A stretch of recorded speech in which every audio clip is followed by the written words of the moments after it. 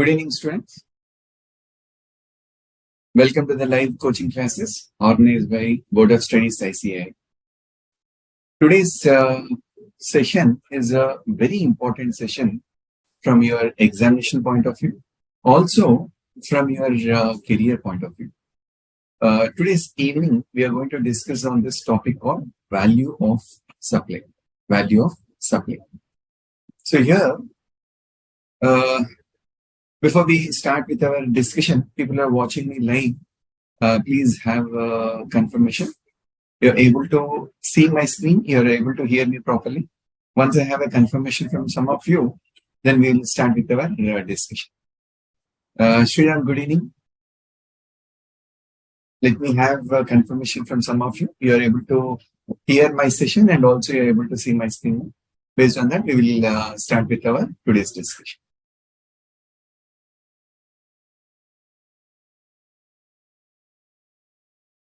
Okay, great. So today's evening on the topic called valuation and the GST, I'll explain you what is the backdrop, this topic called valuation we have to discuss. Why we have to study on this topic called valuation. As usual, I'll give you some of examples to make you understand what topics we are going to study, how this is connected with other topics under GST. Few important definitions connected with the topic called valuation. Also, I will explain you the aspects connected with section 15. The overview, what is discussed in this section called section number 15. Along with this section 15, I'll also explain you a couple of valuation rules, how it is going to help us in terms of determining a value for a particular given supply. End of our discussion, I'll give you the basic expectations set from our examination point of view. Great. So thanks for the confirmation, everyone. Let's start with our today's discussion. And as a routine, before we commence with our today's learning, I'll have a quick recap of our previous session, what we have discussed. And we will solve few MCQ questions and then we will come back to the topic called valuation. Last class, we have discussed on determination of time of supply. Time of supply, we had two provisions. Section 12, which deals with your goods. Section 13, which deals with your services. These two provisions we have studied. In this process, we have discussed it. When we studied section 12, tax invoice as per section 31 has to be issued on removal of goods, In the previous class, I have explained the definition called removal of goods, where we have understood provisions connected with CAF, provisions connected with X works. So here, the goods are removed for delivery by the supplier. Here, goods are made available to the buyer. This is the aspect which is connected with my definition called removal of goods. When we were reading these provisions of section 12, we have understood that how a tax invoice will be issued as per section 31. Yeah. From here, we went on to understand the time of supply. The time of supply is, in short, it is nothing but point in time when liability arises. So we are trying to understand what point in time we have to pay our GST. So if you remember carefully, we have discussed applicability of supply under section 7. Whenever there is a supply as per section 7, we will go to examine section 9, which deals with your levy, whether or not GST is applicable. When GST is applicable, we will examine whether the goods or services are taxable or exempted.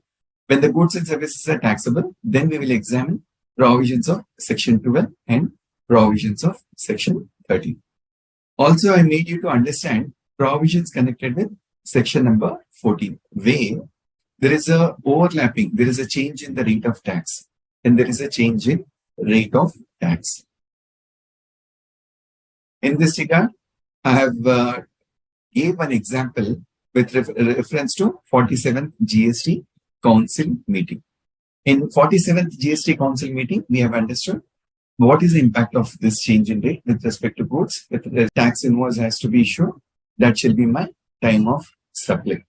So here, there is no time limit for issuing tax invoice, for issuing tax invoice for goods. For services, we had this 30 days in case of a normal service provider, 45 days in case of a banking company. Unfortunately, for goods, there is no as such time limit prescribed. Correct? So here, we also have discussed that advances. On advances, no GST is applicable. No GST is payable. From here, we also went in to further understand the reverse charge mechanism. In case of reverse charge mechanism, there are three conditions. There are three conditions they have given. Point number one, on receipt of goods. Point number two, making an advance payment. Point number C, day immediately after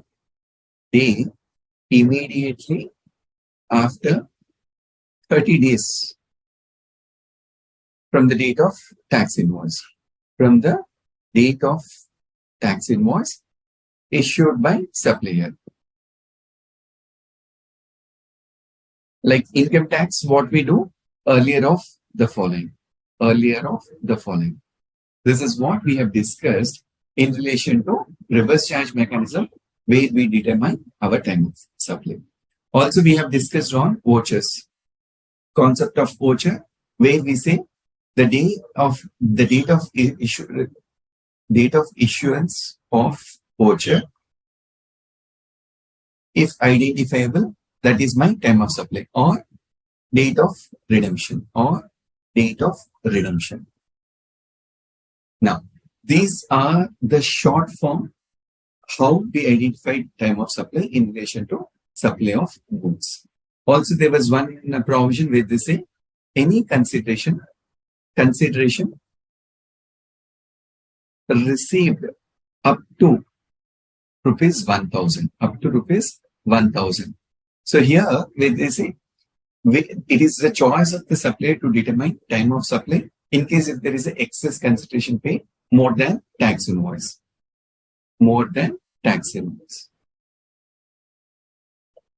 For example, say I have issued a tax invoice for rupees 1,82,000. My customer made the payment. Say for rupees 1,82,600.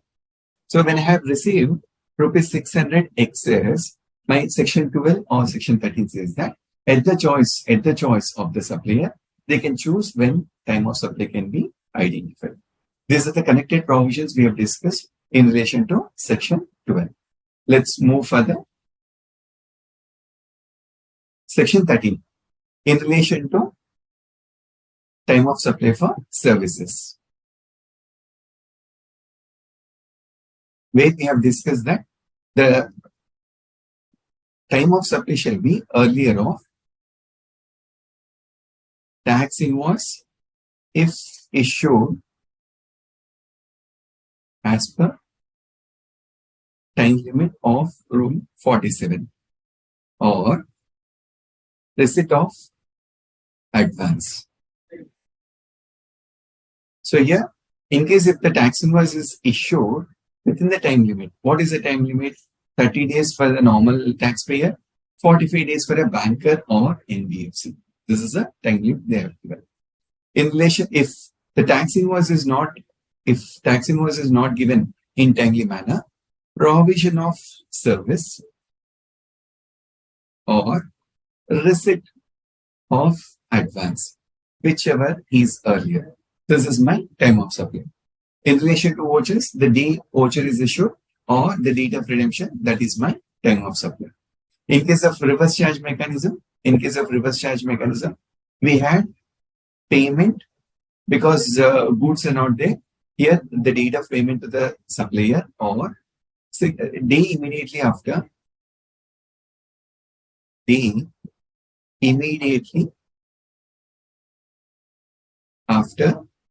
60 days from the date of tax invoice. From the date of tax invoice. So if I have received a bill from my supplier, 61st day will be my time of supply for services. This is a short view of my section 13. Then in relation to section 14, when there is a change in rate of tax, I have explained, examine three components. Examine three components. What are those? Component number 1, supply. Component number 2, consideration. Component number 3, tax savings. Where I have explained when you examine a particular period, assuming that there is a point in time where there was a change in rate of tax. There was a change in rate of tax. If any of these two events happen in the old regime, my old rate of tax is applicable. If any of these two events happen or occur in new regime, my new rate of tax will be applicable. This is a short form of recap with respect to time of supply for goods, time of supply for services. So from here, what we will do, we will go to our few MCQ before we start with our valuation. Please confirm, are you able to see my Word document? Please confirm, are you able to see my Word document?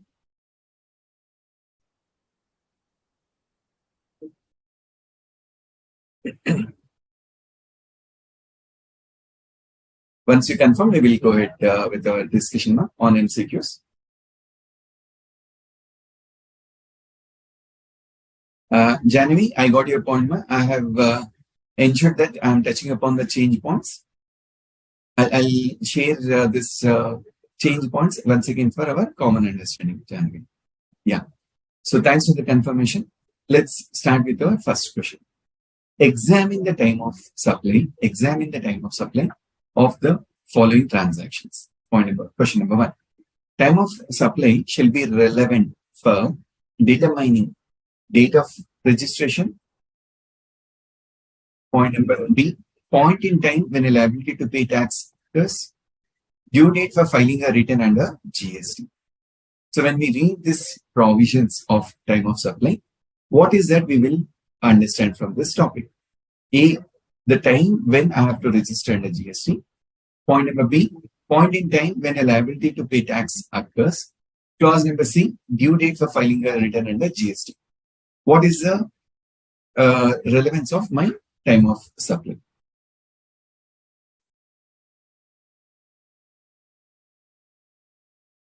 Give your answer along with the reason, whatever reasons you have to give.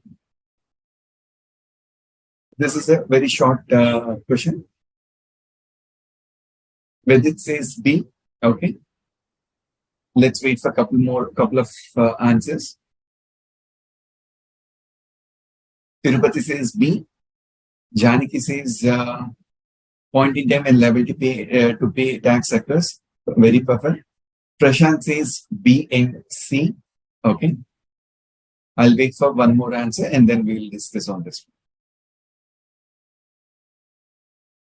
Looks very easy. At times examination, we cannot predict what is the background for this particular question. Mansa says B. Pooja says B. Mukesh also says B. Only Prashant says B and C. Let's understand. Now, time of supply shall be relevant for determining the point in time when a liability to pay tax occurs. This is a valid answer. Now, date of registration. Date of registration is connected with a threshold limit or compulsory registration. So my time of supply is not going to help me to identify when I am going to register. So this is an incorrect answer. Point number D. Due date to file my return under GST. Now, due date to file returns under GST is dealt with a separate chapter where Section 37, Section 38, Section 39. Your output tax outward statement, your GSTR 2A or 2B inward statement, GSTR 3B, that is your monthly return. In case of composition, GSTR 4, GSTR 8. So here, the returns are nothing to do with my time of supply. Whatever supplies have met with section 12 or section 13, I'll come and disclose in my return. It is going to help me to fill the data and return, but it is not helping me with my due date. So for that reason, Prashant, this is incorrect answer. So answer will be only clause number B, that is point in time when a liability to pay tax occurs. Let's look at question number 2. Question number 2. Continuous supply of service, continuous supply of goods shall include. Continuous supply of goods shall include. This is connected with your definition called continuous supply of goods. Clause A, goods provided on continuous basis. Goods provided on a recurrent basis. Invoices issued on periodical basis. Clause D, all of it. Now, please examine your definition. Please examine your definition. Continuous supply for services, continuous supply for goods. On that basis, please give your answer.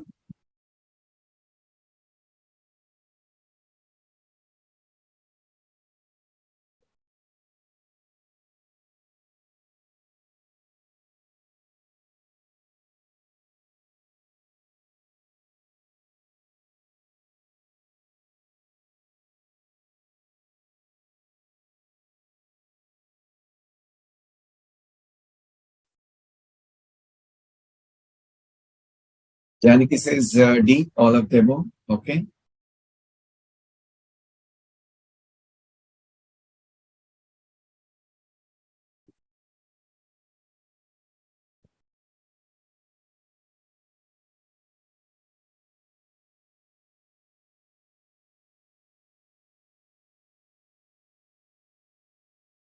Examine your definition. Continuous supply of goods, continuous supply of services. Is it to be provided on continuous basis? Is it to be provided invoice to be issued on periodical basis? Am I satisfying all the conditions or only some of the conditions? Good. Mukesh says D. Tirupati also says D. So answer for this question is clause number D. All of the above. Like when we talk about continuous supply of goods, we gave example of say supply of domestic gas, where this is on a continuous basis. Similarly, oxygen supply at hospital. This is on recurrent basis. Whenever there is a necessity, I keep on supplying this particular oxygen. Now, whenever there is a periodical statement, I issue a periodical statement. On the basis of that, I issue a tax invoice. So here, my answer for question number 2 is D, all of the above. It is all of the above. Next, let's move on further. Question number 3. Tax invoice shall be issued. Tax invoice shall be issued. Clause A, after receipt of money from the supply. After receipt of money for the supply. On receipt of advance from the recipient. On or before removal of goods. Tax invoice shall be issued after receipt of money for the supply, on receipt of advance from the recipient, on or before removal of goods. Question number 3.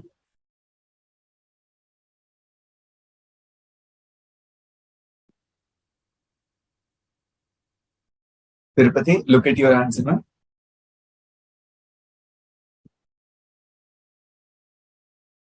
Okay. You give for third question. Okay, I agree with you. Clause C. Clause C. Okay. Tirupati says C. Vidit says C. Mukesh says C. Priyal Kumar Jain also says. Kumari Jain says C. Shriram also says C. Very good. Now here, after receipt of money, that is only when the money is received, I'll not issue my tax invoice. This is incorrect. On receipt of advance from the recipient, I issue something called a receipt voucher. I don't issue a tax invoice. So this is also incorrect. Clause C is the right answer. Wait, we will say, on or before removal of goods, I make a tax invoice. Now question comes here. So when we say on or before removal, please understand why did they use the language before? because in case of X works, I made the goods available to the customer. Whenever I make goods available to the customer, I have to raise my tax invoice. So accordingly, the answer is going to be clause number C. Next, question number 4. Time of supply for reverse charge shall be derived on the basis of. Time of supply for reverse charge mechanism shall be derived on the basis of invoice issued by the supplier, payment made to the supplier, receipt of goods or services from the supplier. 4D, all of the above. Now, what is the relevance for my reverse charge mechanism? Is it invoice? Is it payment? Is it receipt of goods or services? Or all of the above? Just a quick recap, ma. Not going too technical. Let's have very good concepts on fundamentals.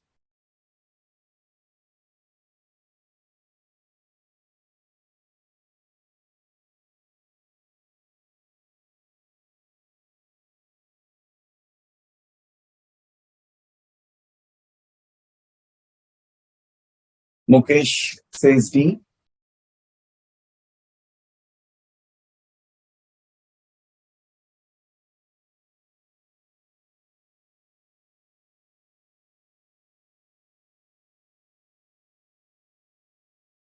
Number 4. Mukesh says D. I'll wait for a couple of answers. Mansa also says D. Balaji also says D. Okay, good. So here, as I've explained, my invoice is relevant. Why? In case of goods, 30 days from the day immediately after 30 days. In case of services, the day immediately after 60 days. So here, invoice is required. Payment. Payment is relevant for both good advance payment for goods, for services. Receipt of goods or services from the supplier. Partially, receipt of goods is relevant for my reverse charge for goods. Services, I don't take into consideration, all of the above. So I'll say, since receipt of goods is also there, here they didn't say receipt of goods alone or services alone. For that reason, I'll say all of the above is the right answer.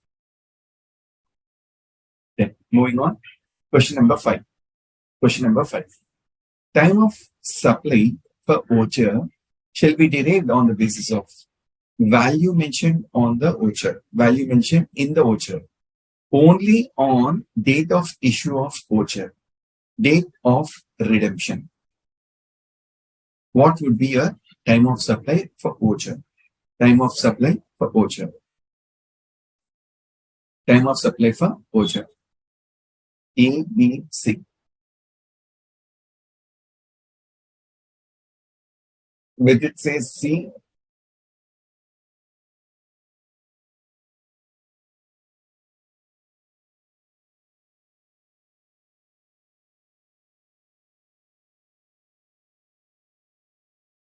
Balaji says C.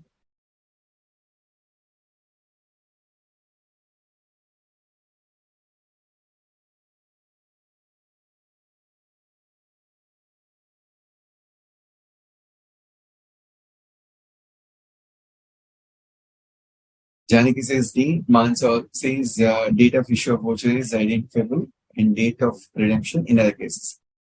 Yes. What is answer, Mansa? Your provision is correct, but what would be your answer? So, as per section 12, section 13, date of issue of voucher if identifiable at the time of issuance. Now, in this problem, they have used a language called only. Only is restricting the other choice called redemption. For that reason, this clause B is ruled out. Value mentioned in voucher, this is for valuation purpose, not for time of supply. So among the given choices, the more relevant choice for me is clause number C. Clause number C. Last question. Last question for the day. Triggering point for identifying time of supply in case of continuous supply of service shall be.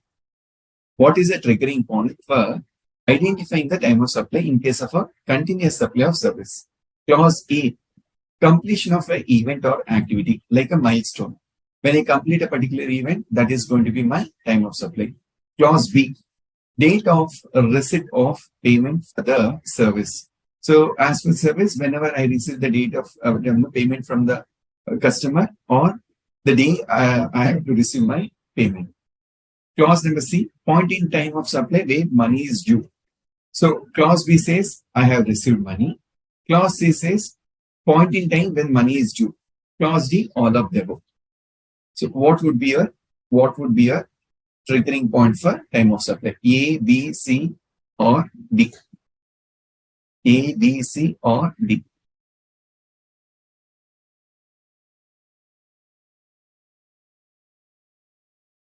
Good.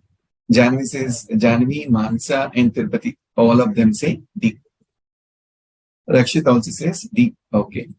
Now, here, definitely, this is a relevant point. As and when there is a milestone, completion of an event, like example, on the date of signing the contract, 20% down payment. On completion of, say, ground floor, another 20%. So, it is definitely a yes. Date of receipt of payment. When the due date is not identifiable, in case of continuous supply of service, whenever money is received, that should be my time of supply. Even point B is valid. Point in time where money is due, like whenever money is due as per the contract, like these are the stage-wise payments. So even that is a relevant answer. Accordingly, my answer for this point is clause number D. Clause number D. This is my time of supply. So from here, let's move back to our topic called valuation for the day. Valuation for the day. When we talk about this term called valuation, there are a few terms which we need to understand. When I talk about valuation, first and foremost, we need to understand there is something called consideration, a definition called consideration, which is going to give a clarity why we have to study this topic called valuation and what elements are relevant for my valuation. Then there are a few aspects called free supply. So whenever I talk about valuation for determining value, I'll get a clarity called a definition called consideration. From there, I'll also study something called value of free supplies, something done free or something given free. Then there is a aspect called pure agent. When there are services, when there are supplies, where there is a context called pure agent. So I claim a reimbursement. How do we understand this particular valuation?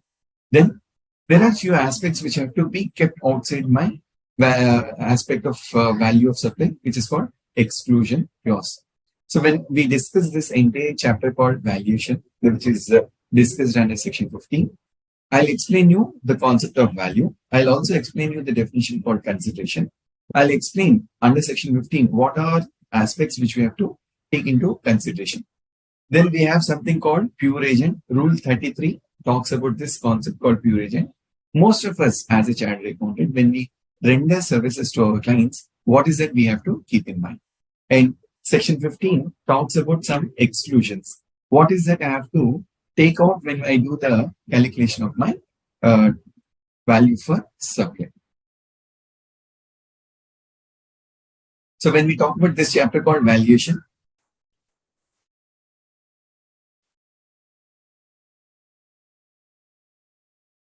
I'll give you a little backdrop, one simple example to make you a better understanding with this particular concept. When I say valuation, in simple terms, what is the value of supply? What is the value of supply? So here I have something called tax invoice. There could be a scenario where my value of tax invoice may be acceptable, may not be acceptable.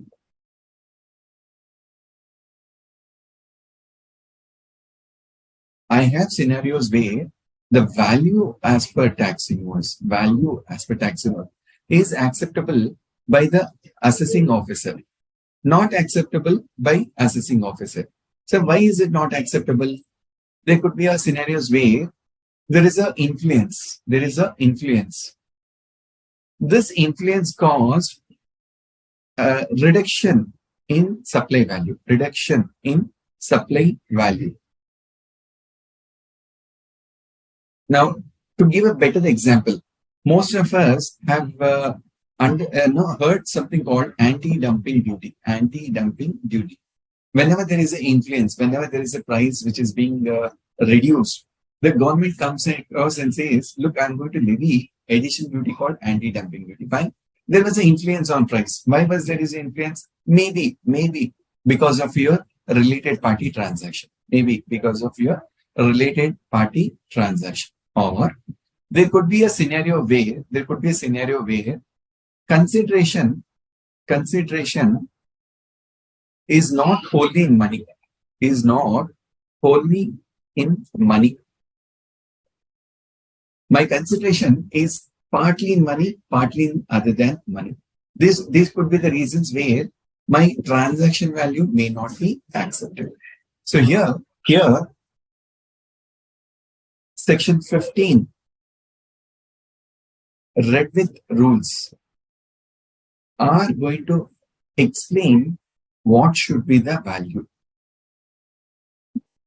This is going to set a preamble. For making someone understand whenever we talk about valuation, how this has to be identified. So these are the basics where my value of supply valuation is being given a special importance. Let's come back to the aspects connected with valuation. Transaction value for payment of GST. Transaction value is nothing but the value as per tax invoice. Value as per tax invoice. Then contractual terms of supply. Commercial terms come basis levy.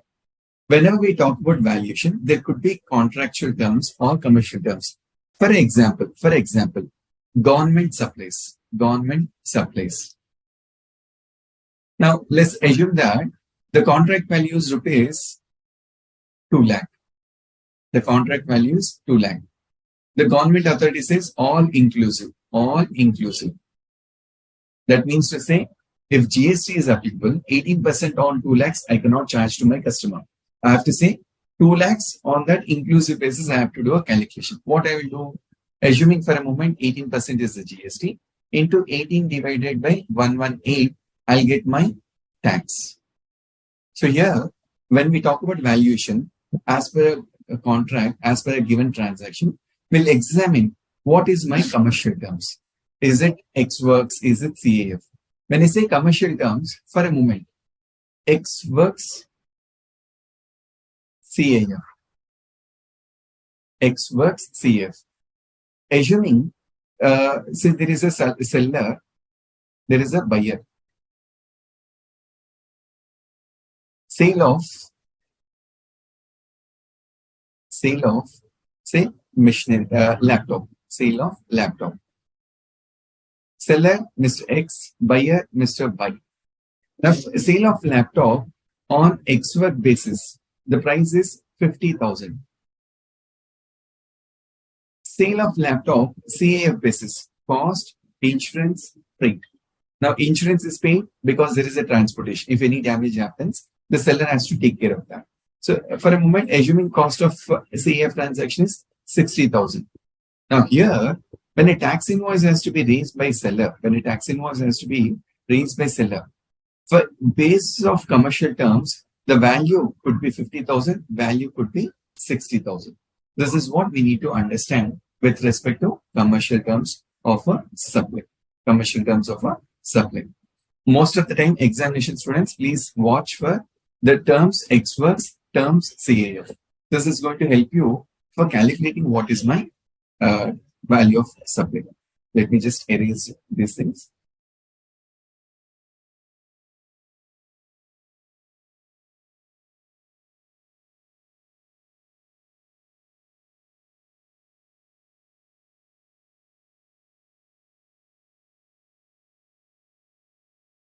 Treatment of transactions between related party. So here I have mentioned, but I have given one example with respect to anti-dumping duty.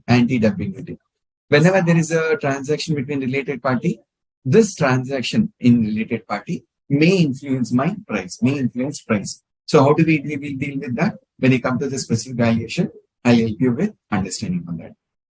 Possible adjustments in transaction value and impact on your payment of taxes. Now, this comes as a tax planning. This comes as a tax planning. Possible adjustments in transaction value. Adjustments in transaction value. Impact on payment of taxes. Impact on payment of taxes. Most of us, as a qualified chartered accountant, when we do vetting of contracts, when we do vetting of transactions, we advise clients, so you are going to receive payment in advance, probably wait and watch for GST on advance. There is an impact called recognition of revenue if it is non-refundable advance. So these are the aspects which we deal with your business.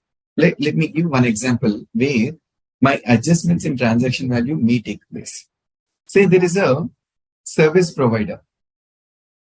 Say there is a buyer. Service provider, Mr. X in Maharashtra.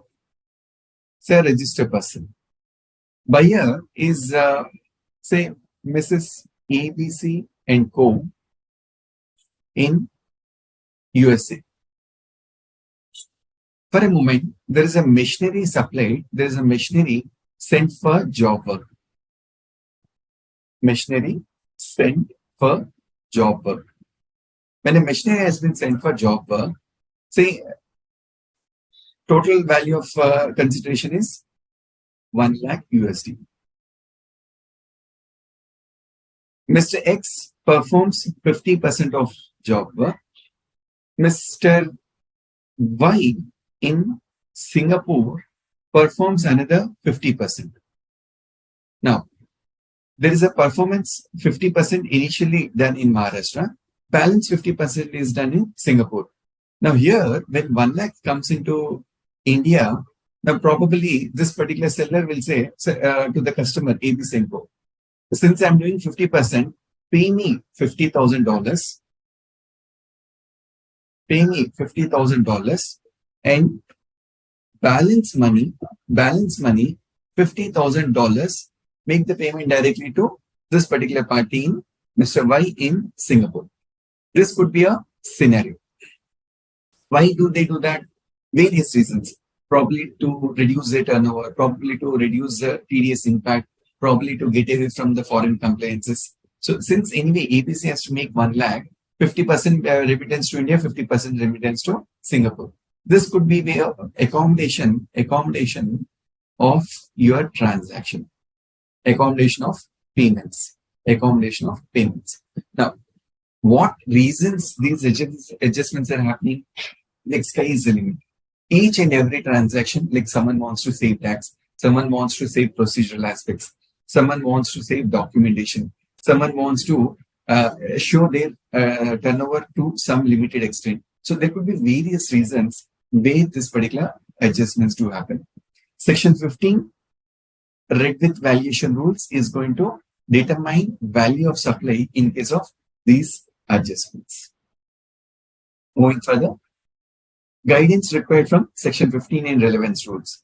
Here, in case of doubt, how we as a professional, we determine the value of supply, applying the provisions of section 15. When I take you through the provisions, I'll help you to understand what is the backdrop, what is the logic for setting this particular valuation principles. Now, I have taken few examples. We will understand these examples. Let's come back to our theory and get an answer for these examples. Let's get the theory for these examples. So first, example number 1. Professional chartered accountant who files ROC returns. For a moment, most of us, when we do our professional services, one of the limb of activities, filing ROC returns. There is a remittance of rupees 300 for filing a respective form. So there is a form called, for a moment, NGT1. So when I have to file a particular ROC form, along with my details which I furnish to ROC, I need to make a remittance for processing my particular data furnished.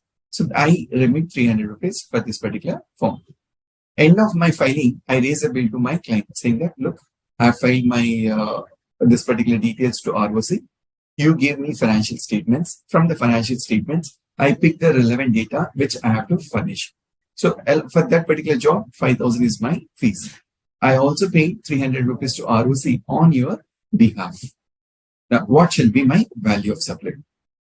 All of us have an answer. All of us have an answer by virtue of our 3 years internship. We say there is a concept called pure agent. Pure agent under Rule 32, under Rule 33. This is going to help me to identify whether 5,000 alone should be my value of supply or 5,300 should be my value of supply. Let us study in detail this aspect of pure agent to get an answer for these particular elements. Claim of reimbursement. When I say pure agent, what circumstances, what conditions are given as per GST to satisfy that this is a pure agent? Incidental expenses to be included or excluded. For a moment, let's assume that there's a NEFT charges. There is a NEFT charges or credit card charges. Say 300 is ROC payment. Rupees 10 is my processing fee of a bank. Now, what would be your value of supply? Is it 5,000 alone? Is it 5,300? Or is it 5,310? So all these questions will get, when we read section 15, read with Rule 33, we'll get a perfect answer. I can read, many of you probably would have an answer readily made available. So value of supply should be only 5,000. Answer is definitely yes. Let us read the provisions to understand in between the lines what is relevant for me to understand. Next, very good example, and also it will help you to identify these provisions in this particular example. The picture in the screen is a DG set. DG set is where power backup. Whenever power goes, we operate this particular DG set to get the power restored. There's a contract hiring for DG set. For a moment, let's assume that there's a channel called Z Studios, they are having some particular event, say some award function. So they have a gathering of say 1,000 people. There is a big, they cannot expect a power drop even for a second, because when the performance is happening, they need to have a continuous supply of power. So what they do, they hire this particular DG set. Charges on the basis of number of hours plus fuel cost. So as a service provider, now when we get into this particular industry, assume for a moment we happen to be the CFO of this particular service provider. That means we buy DG sets, that is capital goods, and we give it on hire basis. So generally what we do, we have a life of a DG set. Manufacturer says, so this DG set can run up to say 10,000 hours. So what I will do, the cost of DG set, assuming 10 lakhs divided by 10,000. Say I'll get 1,000 rupees. So I'll say per hour, my valuation is going to be 20%. 1,200 is my number of hour billing. Also to that, I'll say, look, to operate this DG set, I have to charge diesel, cost to you. Because this DG set can operate only with diesel. What if fuel is there that you have to take care into consideration? Now, all of us know when we read this aspect called section 9, which deals with levy. Section 9, which deals with levy. So when we talk about levy, my GST is applicable on all supply of goods and services except alcoholic liquor for human consumption, petrol and diesel.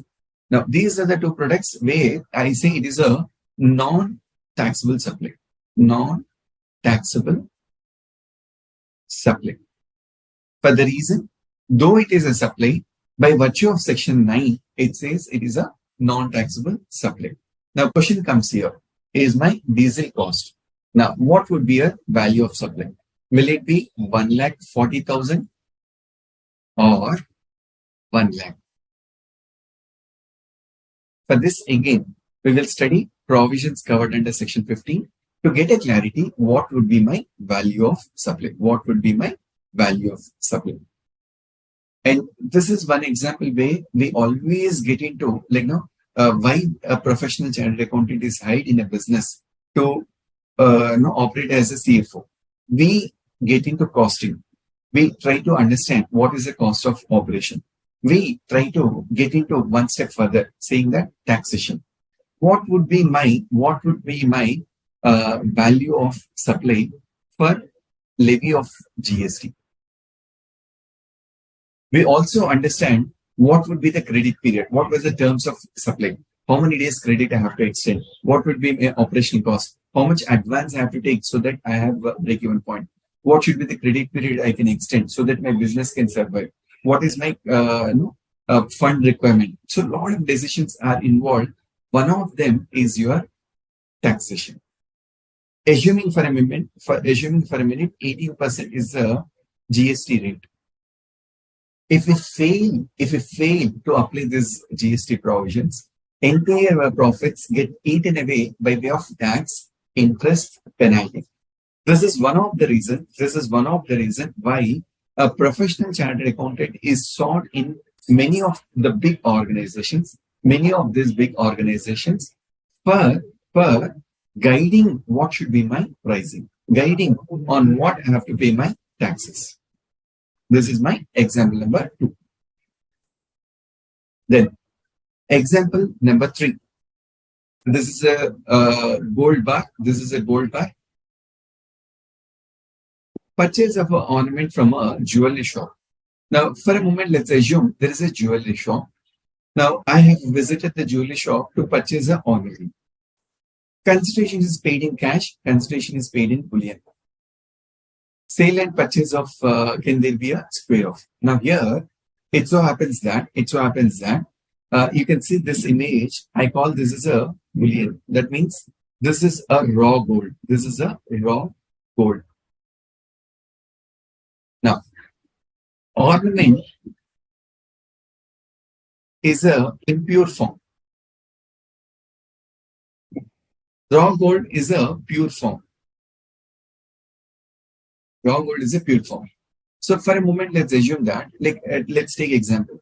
Say Viraj or Mansa, they wanted to buy jewelry. Now they say look, ornaments is something we don't really require, but for future, say for the next generation, let's buy this raw gold, which is called bullion. Now for a moment, my parents have purchased, say 10 lakhs worth bullion. Now, at the time of event called say marriage, when there is a family function, now I wanted to buy ornament. I'll go to this jewelry shop and say, look, I cannot pay you money in cash. I have this raw gold, which is in a bullion form. You give me an ornament, assuming the ornament is weighing 100 grams. So what I'll say, I'll give you raw, pure form, say 100 grams. You take this 100 grams bullion, you give me an ornament worth 100 grams. Now this ornament, all of us know, there's some element of metal is added, copper, also some stones are added to make it as an ornament. So a pure gold is exchanged for the equivalent weight of an ornament. Now here, the cost of this ornament, may be rupees 10 lakhs. The cost of raw bullion, say market value, may be rupees 8 lakh. Why 8 lakhs? Because there is mazduri, that is the labor cost, conversion cost. Now, for the purpose of tax saving, now customer is coming with a raw bullion. I'm giving an ornament for 10 lakhs. Now, customer says, sir, I don't want to pay GST. Now, even the shop fellow doesn't want to pay GST. So he says, look, I purchased a bullion for 8 lakhs. I gave an ornament for 8 lakhs. But actual market value, this is nothing but market value. So when shop owner is giving an ornament for 10 lakhs, he is receiving a bullion which is only worth 8 lakhs. What will be my value of supply? So here, we will read the valuation rules. We also read this valuation principles. To understand how do we determine the value of supply, the basic elements of my valuation. Comparable versus mode of exchange. Here, market value of ornament is available. How? From where? Books of accounts. Books of accounts. So here, when shop owner sends this raw gold to this particular karigari, the goldsmith, he says, look, I have given 10 grams or 100 grams of bullion to this karigari. This particular karigari has given back me an ornament which is weighing 100 grams. So what I'll do, I'll show in my books, the bullion went out, ornament came in. This again, bullion came in, ornament went out. There's a movement of gold and ornament in between. Now this is all revealed from my books of accounts. Section 35, we will read later point in time, which deals with your books of accounts. This is also going to help us. How a value of supply has to be identified. Now, from the revenue point of view, government says, look, you may have received bullion only worth 8 lakhs. But why did you give this? Because there's an impure form of ornament where that 10 or 20 grams is there, which is going to cover up this margin of 2 lakhs. So accordingly, government will say 10 lakhs is my value of supply. Again, when I read section 15, when I read the respective rules, I'll get an answer for this particular question. But why we are discussing all these examples? When we look at business, business is quite unique. Every customer has got their own requirements. Every customer puts across their own conditions. Like one customer comes and says, sir, I'll give only cash. I don't have credit card. I don't have debit card. Now there is a susceptibility to play when there is a cash transaction. There's one customer who's very genuine. He comes and says, whatever is there, I'll give you a card payment. Now, this seller cannot hide anything. There could be one more customer who comes and says, look, I have this ancestral jewelry, which is a hereditary item. I'll give you my old ornament. I'll take a new ornament. Exchange of old ornaments for the new ornaments. Fourth, there is one more customer who comes and says, I'll pay you 50% cash. I'll pay you 50% the bullion. Sixth customer, he comes and says, I can give you entire bullion. You give me an ornament in exchange. So my business equations do change. Also, when you look at this business model, these shopkeepers, the jewelry shop owners, they say, there's something like a lucky dip. You keep like a chit fund, you keep depositing 10,000 every month. At the end of 2 years, whoever gets a lucky dip, I'll give you 1 lakh worth cash. Now they'll put in such a fashion that you get a jewelry of 1 lakh at the end of that period of say 20 months. Either you get your cash or bullion. Whenever there's a lucky dip, you get some money of what you call this bullion in advance. So this is all various business models where there is a consideration in cash, consideration in kind. All this will get an answer when we read the provisions of section 15. So these are the examples which I have put across to put a thought process. How do we look at our business? Starting with point number 1, definition called agent. Most of us know the concept of bailor, bailey, Sale of Goods Act. This concept was picked up from the person. Agent means, the definition says, agent means a person including factor, broker, commission agent, arraita, delivery agent, auctioneer or any other mercantile agent by whatever name called, who carries on the business of supply of, for what? Supply or receipt of goods and services. He makes a supply or he receives goods and services on behalf of another. So here, agent means a person who does, you can call any name, a broker, a factor, commission agent, arhaita, bill credit agent. These are various names in various business. Auctioneer, like I get into real estate business. I'll get a power of attorney by giving some token advance. I can be called as a broker. So you can be a person in different form, in different fashion. What do? I carry on a business for what? Either supply of goods or I receive goods on behalf of my principal. So I can supply on behalf of my principal or I can receive the goods on behalf of my principal. Like example, I receive goods on my behalf of principal and later I make a supply. Let's take example of Ultratech Cement. Ultratech Cement appoints, or I'll give a recent joint venture which happened in Tamil Nadu. There's one entity called Kali Group. This is a beverages manufacturing group. Kali Group manufactures soft drinks.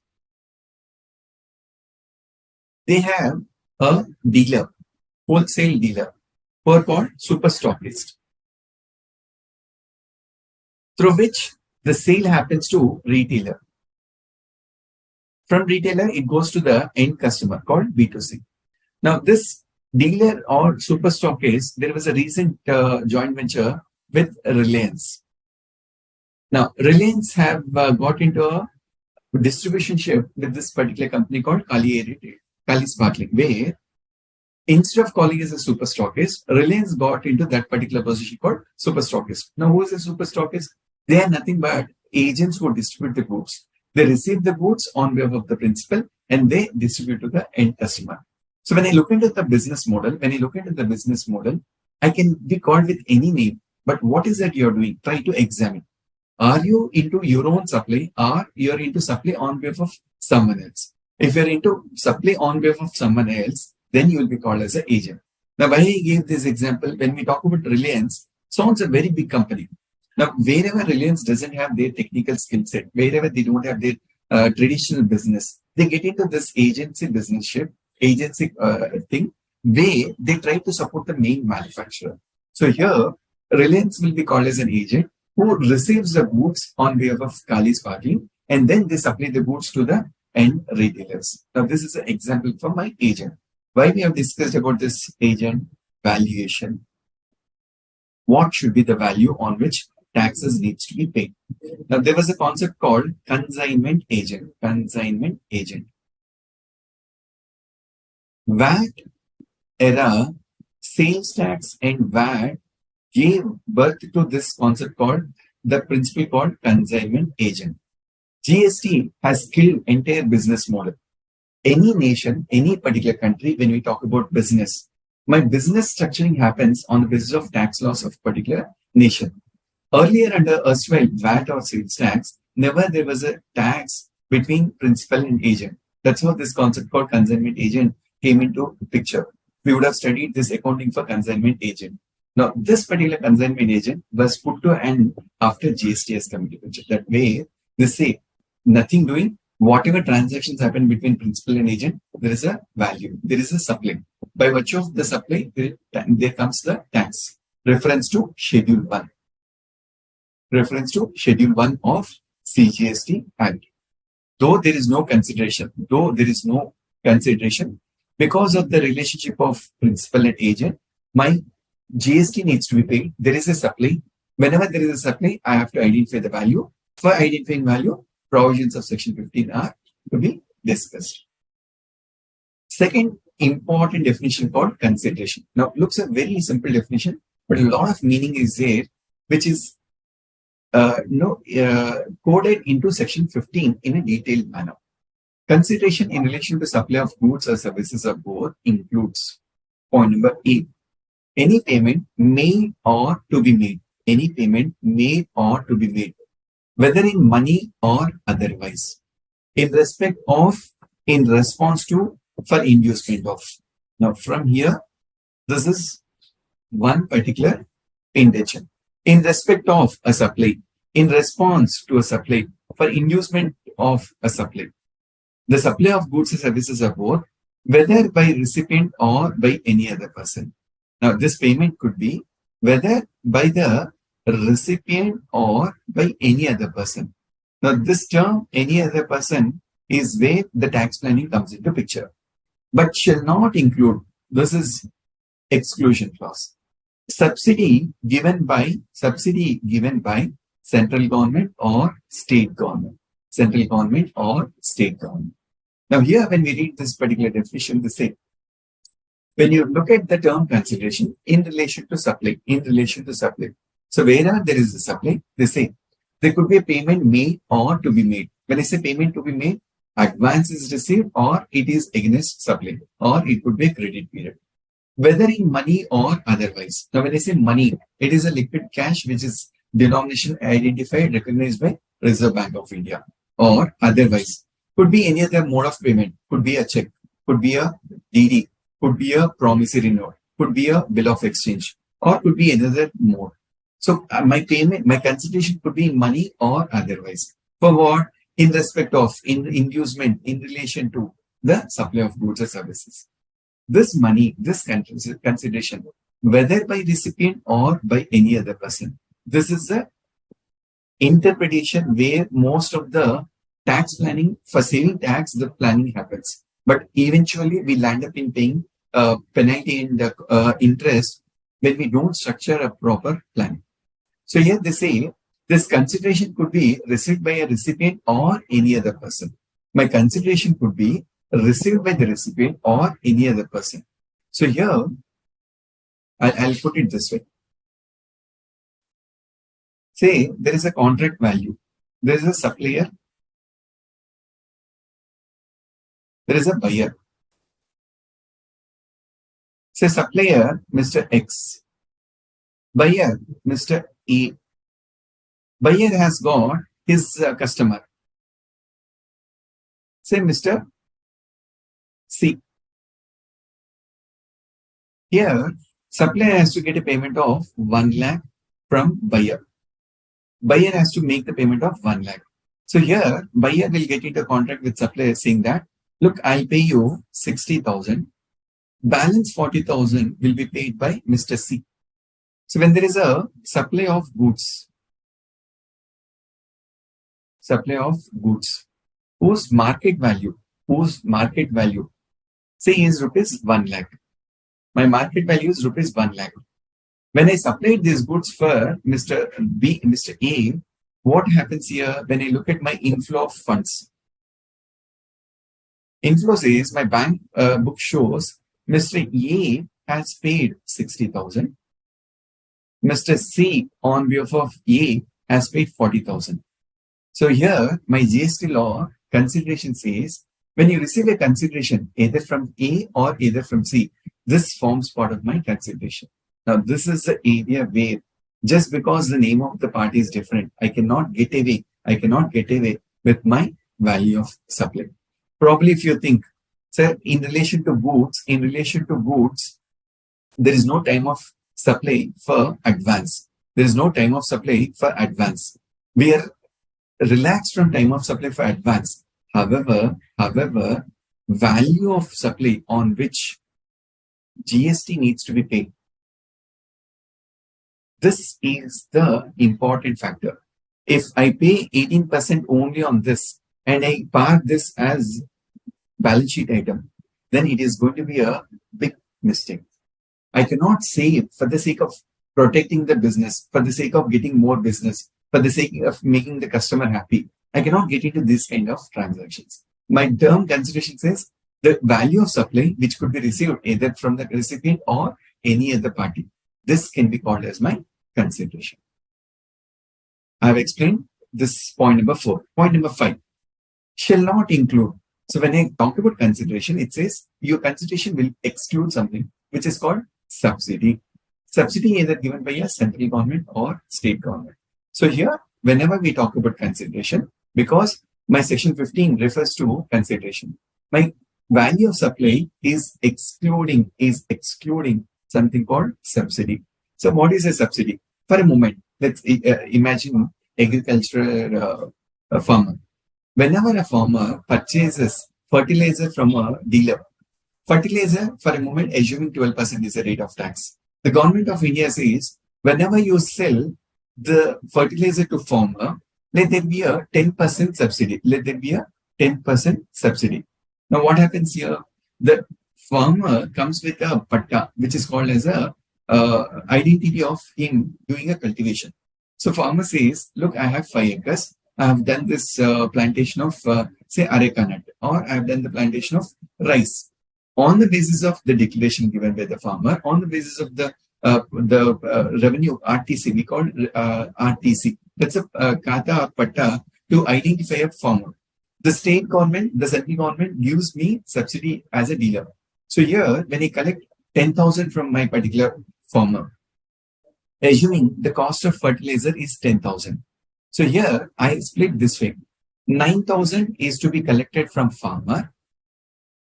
1,000 rupees is going to be collected from central government. So here my value of supply is nothing but consideration 10,000. But by virtue of this definition, I exclude rupees 1,000. I exclude rupees 1,000. Accordingly, my value of supply is going to be 9,000 only. This is ideal scenario. Because of subsidy given by the central government, I exclude rupees 1,000 and my 9,000 happens to be my value of supply. So when I raise a tax invoice as a dealer, what I'll do, I'll show value of fertilizer rupees 10,000 less section 15 or less subsidy from central government rupees 1,000, net to be collected from farmer 9,000, GST at the rate of 12%. On 9,000 I'll apply 12% and I charge my GST. So this is how I disclose my contents on a tax invoice. I have to make clear what is the money I have to receive for this supply. On that, what is the value the central government is going to pay? Clause number B. What we have read in clause A in a different fashion. Here, they say monetary value. Let me just put this 7 up. Monetary value of act or forbearance. So here starting point is monetary value of an act or forbearance in response to or inducement of supply of goods and services or both. This is a statement. Whether by the recipient or by any other person.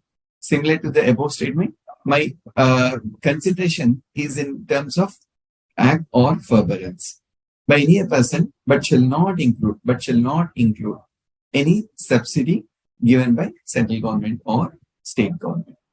Now here, let's assume for a moment, there is a supply for rupees 10 lakh. Now, when I supply goods for 10 lakhs, there is a consideration. Called international bidding.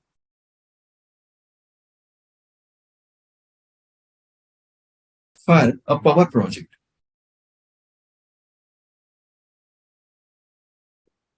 Now, I supplied goods worth 10 lakhs. For a moment, let's take example.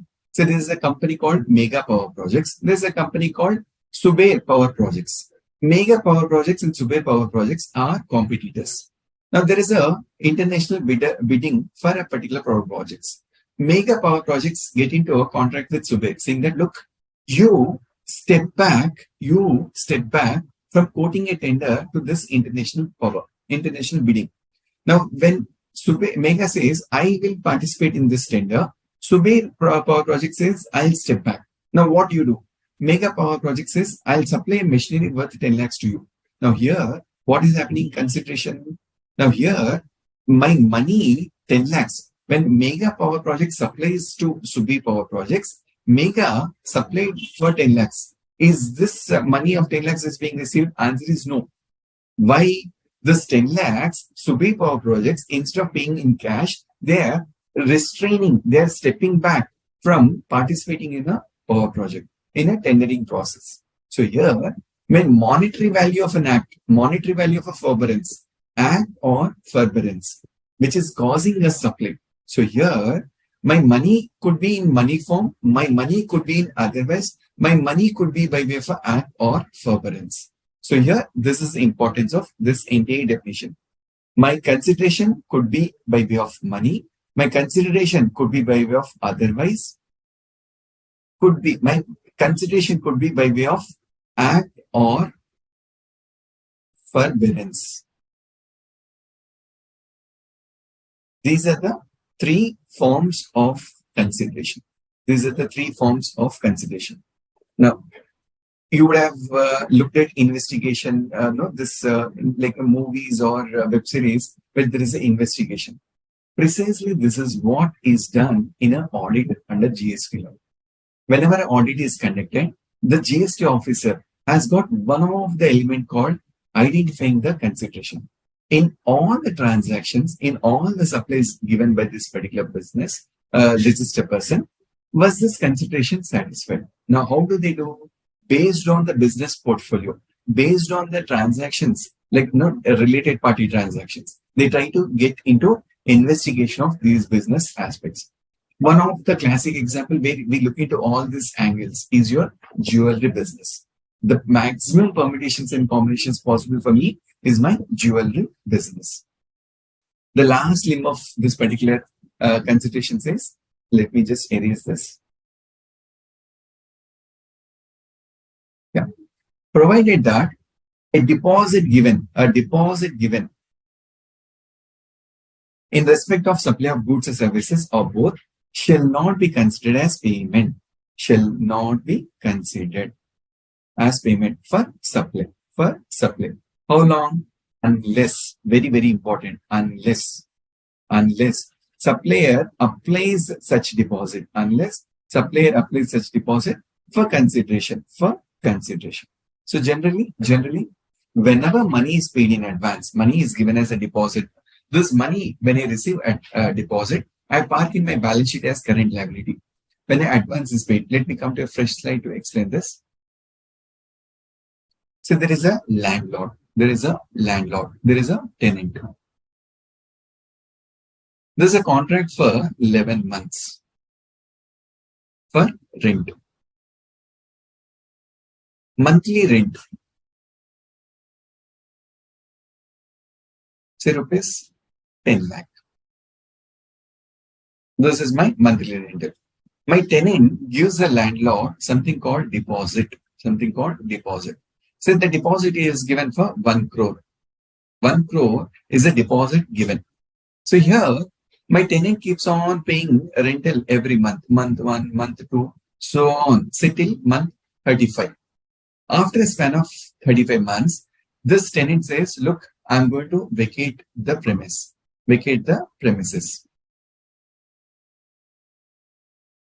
So here, like assuming there are month 35 to month 38, or say month 42. So this 7 months, for a moment, let's assume that 7 months. The tenant says, look, I'm not going to pay you rental. I'm not going to pay you any monthly rental. Kindly appropriate the deposit. So here he says, I don't have sufficient liquidity in my business. I'm not willing to continue this particular business. What happened with Big Bazaar retail? If you have studied this Big Bazaar business model, one of the reasons why the operation cost was very, very high for this Big Bazaar to exit and Reliance to enter this particular business sector is the heavy rentals being paid for the outlets. Though there was no sufficient income, the rentals are quite pretty high, where the Big Bazaar was not able to accommodate their cash flows. So here, tenant says, I don't have sufficient money. So here, the landlord accounts this money of 1 crore in their balance sheet as current liability. As long as this is sitting in current liability, that is the reason it is refundable to the tenant at the time of vacation. So that till such point in time, it is not a consideration. The moment you are going to appropriate to your P&L, to your revenue, that point in time, this gets a form of consideration. This gets into the form called consideration. Now, this is one of the business model where valuation will be looked upon.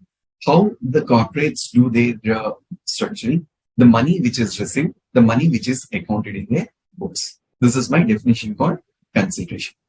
Why I'm spending so much of time, your concepts are vetted with this particular definitions. If you understand this definitions in detailed fashion, concepts are pretty easy in your examination to deal with. Examination, this term consideration, you can have a problem for 3 marks, where some value is paid in money, some value is by way of consideration, some value is by way of act of occurrence, Also, there is something called deposit. There is something called deposit. Also an adjustment by subsidy. These six terms are good enough for testing your examination for 3 marks. Now, examination, compulsory question, along with input tax credit, doing a valuation, identifying or computation of value of supply, a mandatory question is tested for 3 marks. Let's move further. Market value.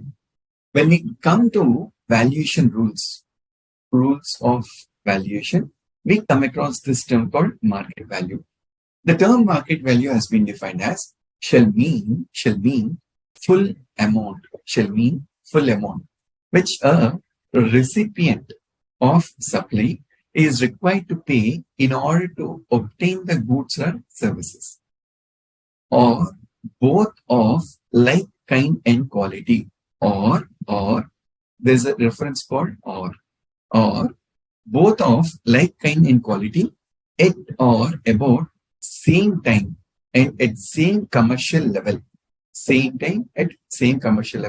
where recipient of the supplier are not related. These are the key important terms in this term called market value. Generally, whenever there is an audit conducted, my value of supply may be accepted, may not be accepted. When the market value, when the value of the supply is not accepted. Why it is not being accepted? Because they feel that there is a suspicion, there is a suppression of the market value, suppression of consideration. That point in time, this market value will be looked upon. And this term market value, when we go to customs, when we deal with valuation and the customs, we refer to this term called market value. Here they say full amount.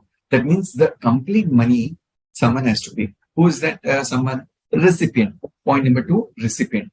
If a recipient has to receive the goods, if the recipient has to receive the services, the money which was to be paid, that is full amount, or like kind and quality, at or about the same time, the same commercial level, where the recipient and supplier are not related. This is called market value. I'll give an example to make you understand. See, there's a seller, there's a buyer. Buyer, I have X, Y, Z, A, B, C, comma, I'll say ABC Limited or ABC INC. ABC INC. Seller, I'll say ABC Limited. Now, as the name goes, ABC Limited, ABC INC may be a related party transaction. For a moment, ABC Limited sells a laptop. Now, when this laptop is sold, there are customers X, Y, Z, A, B, C, ABC, INC. Now, these are all my customers. Say the volume. What is the volume of supply? Say 10,000 pieces. Y, 2,000 pieces. Z, 500 pieces. A, 1,000 pieces. B, 8,000 pieces. C, say 500 pieces. ABC INC, 12,000 pieces. Now, what is this? Volume of sales. And the price charged. So for X, the unit price is 30 rupees. For Y, the unit price is say 32 rupees. For Z, the unit price is 35 rupees. For A, it is say 33 rupees. For B, say it is 30 rupees. For C, it is going to be say 35 rupees. And for ABC, assuming 25 rupees is my value of supply, price per unit. Now here, there is a related party transaction. ABC Limited incorporated in India. ABC INC, a parent company in US. For a moment, let's assume that these are related parties. Now, when we look at the value of supply, the value of supply for 12,000 pieces, I charged at the rate of 25 rupees per unit, at the rate of 25 rupees per unit. So here, the GST officer, when the audit is being done, he will say, look, you have charged only 25 rupees per unit. I'm not going to accept this. Why? There is an influence of your business transaction. When I read this particular definition called market value. Now here, for the GST officer to compare something called market value, C is not at the same commercial level. B, now 8,000, 12,000. Maybe in terms of volume, I can accept B. A is not at same commercial level. Z is not at same commercial level. Y is not at same commercial level. X is at same commercial level. Now here, when I compare all the customers, look at B, look at X, look at A, B, C, I, and C. So when I say commercial level, there should be a possibility of comparison. So they say, when this transaction occurs, I try to look at the commercial level on the basis of volume. This is pattern 1. So the customs officer or GST officer, they try to look at this way for comparing. Now, what is the value for B? The value for B is 30 rupees. What is the value for X? Value for X is 30 rupees. What is the value for A, B, C, A, and C? It is 25 rupees. Now, average of these two is going to be result of average is 30. So the GST officer says, I don't accept 25. I may accept 30 rupees as my market value. So here, the definition market value, I look at this way to say my market value is rupees 30. Before I go further, please let me know if you have any doubts in this particular market value definition. Very, very important reason. Examination. You're going to have this value tested in customs, also in GST law. Any doubts on this market value? No, sir. Good. I'll come back to next aspect called like, kind, or quality. Like, kind, or quality. Like, kind, or quality. Pattern 1 is a failure. That means to say, there are no commercial levels for comparison.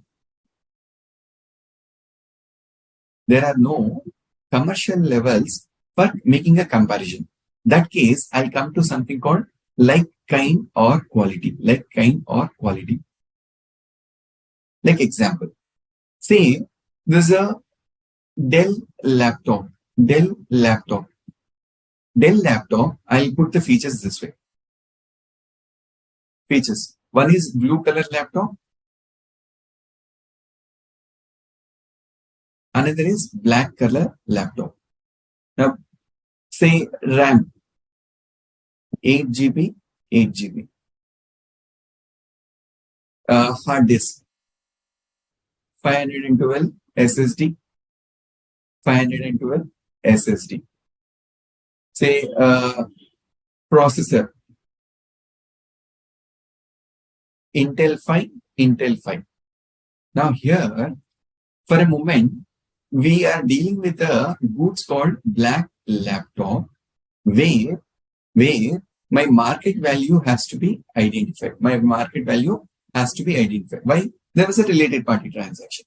I fail in pattern 1, then I come to this pattern 2. This is called pattern 2. In case of pattern 2, look at this laptop. Since I wanted to examine, this is my goods for examination. What I'm doing, I'm comparing with like, kind, or quality. Now this is a laptop, this is black in color, this is blue in color. When I'm doing a comparison, I'm doing quality, performance, and comparability. So all this I compare, whatever is the value of supply I get for this. I use this value of supply for the purpose of this particular black laptop.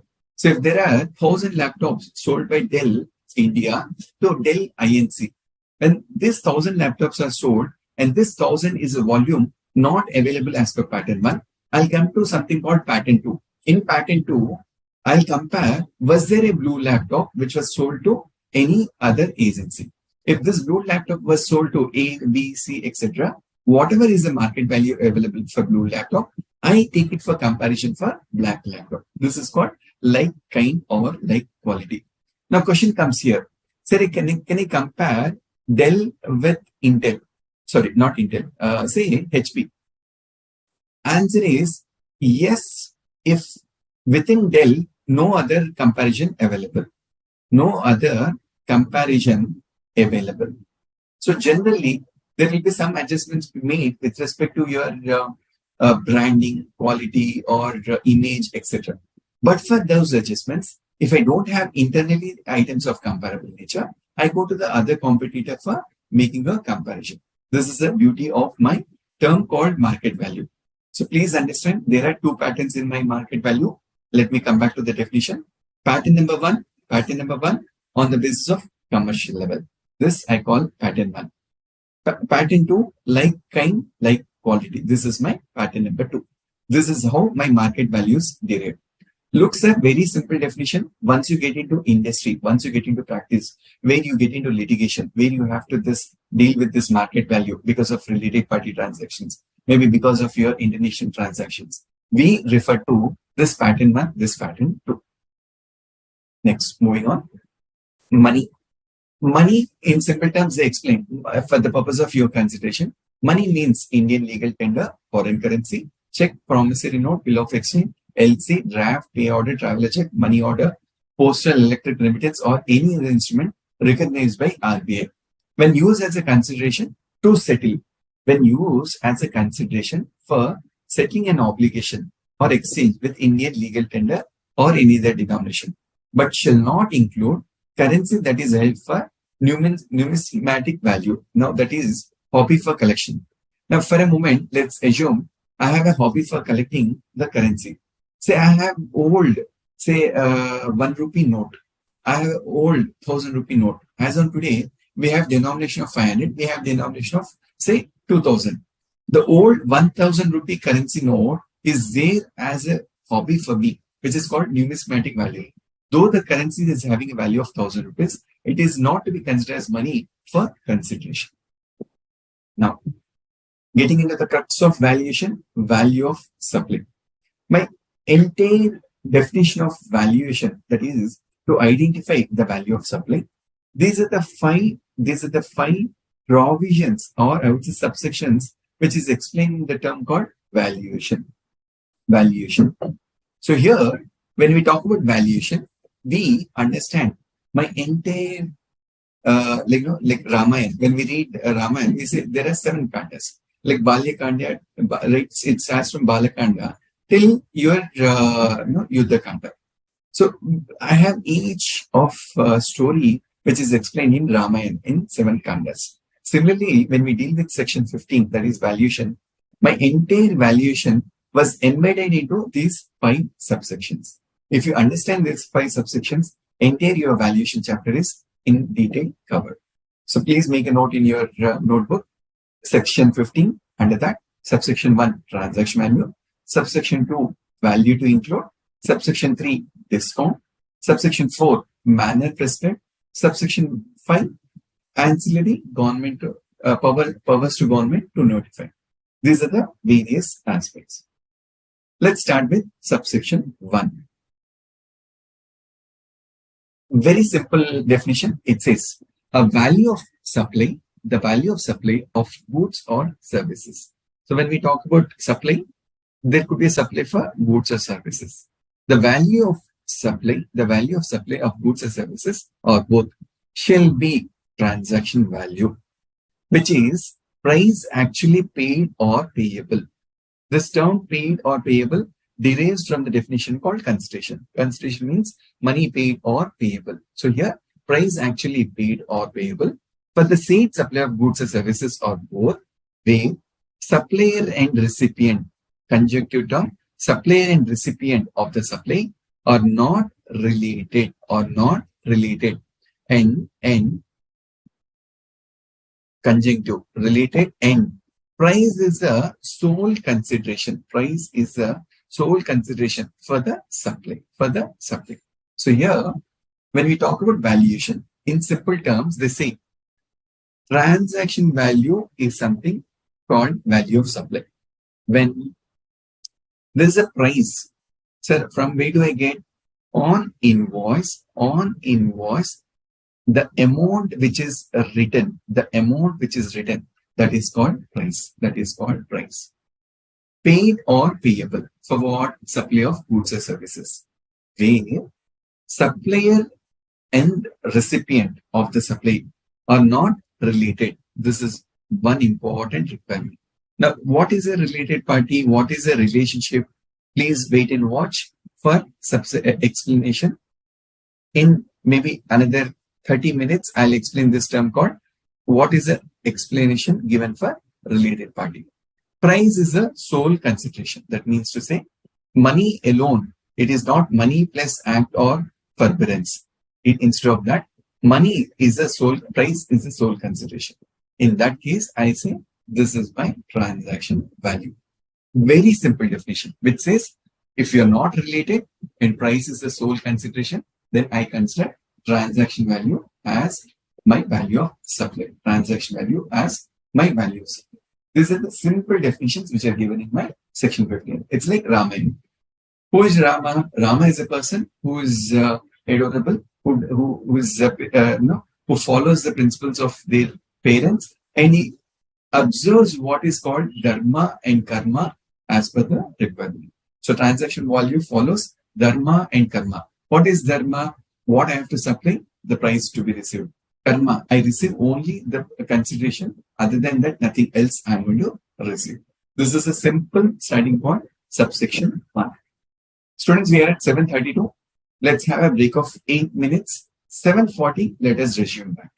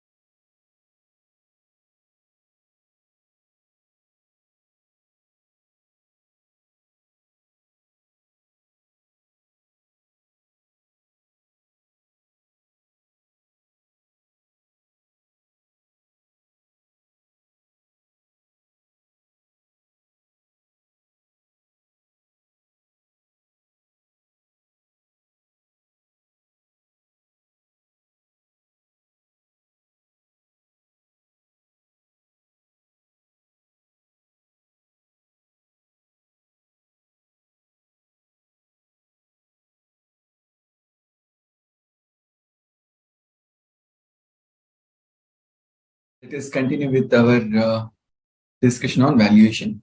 Let me see if there are any questions before we start. So far, so good. Any element of doubt you have, please feel free to put it on the question window. I'll make an attempt to resolve the concept for your better understanding. So far, so good. Let's go further. Next. The term related party, related person. When we understand this transaction value, plain vanilla concept, they say there should be a supply. The supplier and recipient should not be related. Price is a sole consideration. So when I give example of this Boolean example, when the customer comes in to buy ornament, he says, "Sir, I'll pay you 50% in money, 50% by way of a Boolean." Now, it's not, price is not the sole consideration. Here, along with price, there is a barter, there is an exchange. So my section 15 subsection 1 fails. Now, second, to understand related party transaction, explanation to section 15 says, my relation should be on the basis of blood relation, maybe artificial bonding between the persons, or maybe by way of excess of control.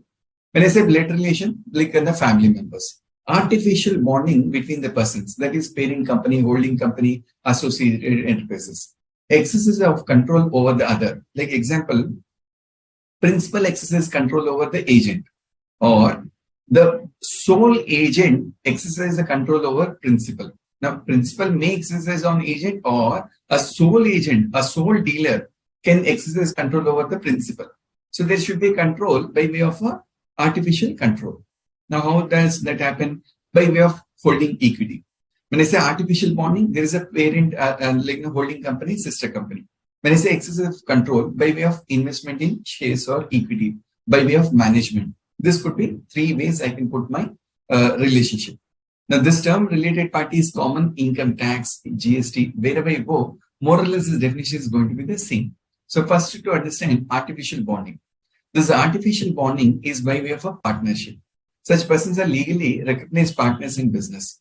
Take example of your what do you call this venture accounting, like no, joint venture. In case of a joint venture, there are parties who are into business.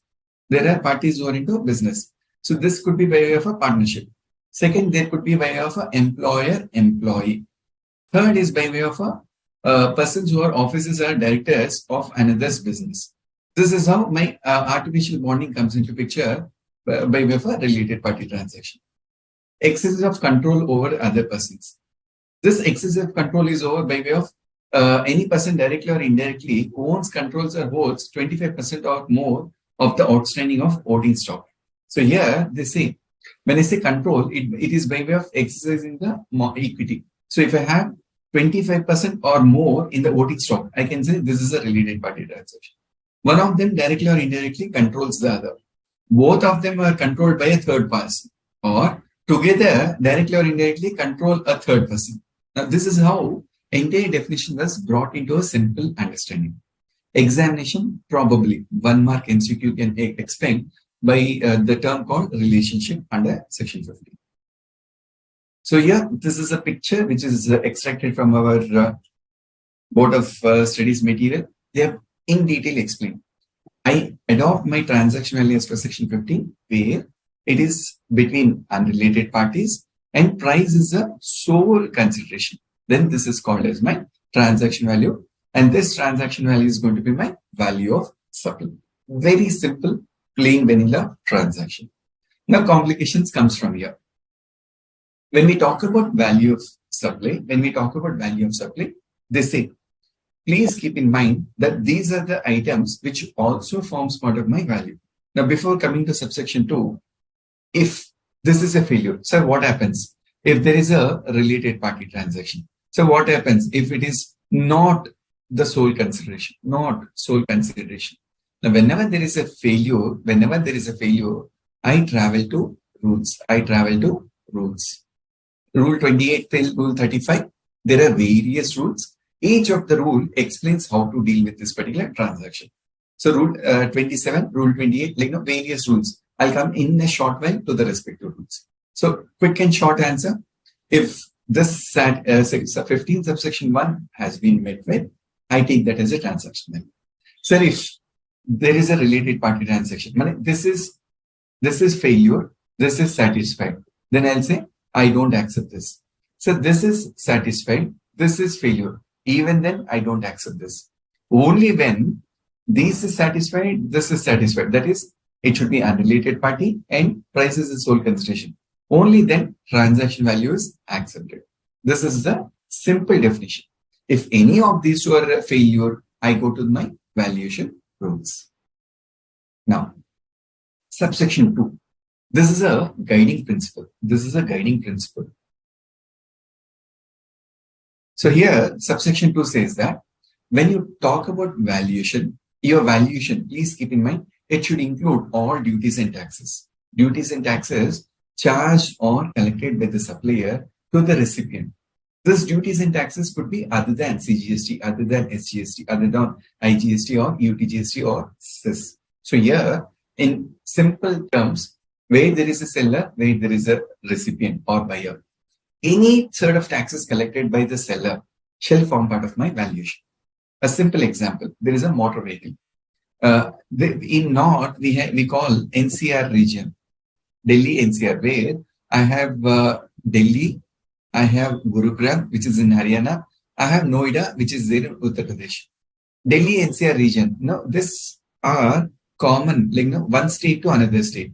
There is an employee who travel from Delhi to work in Gurugram, or employees travel from Noida to work in Gurugram, or people travel from Gurugram to Delhi or from Gurugram to Noida.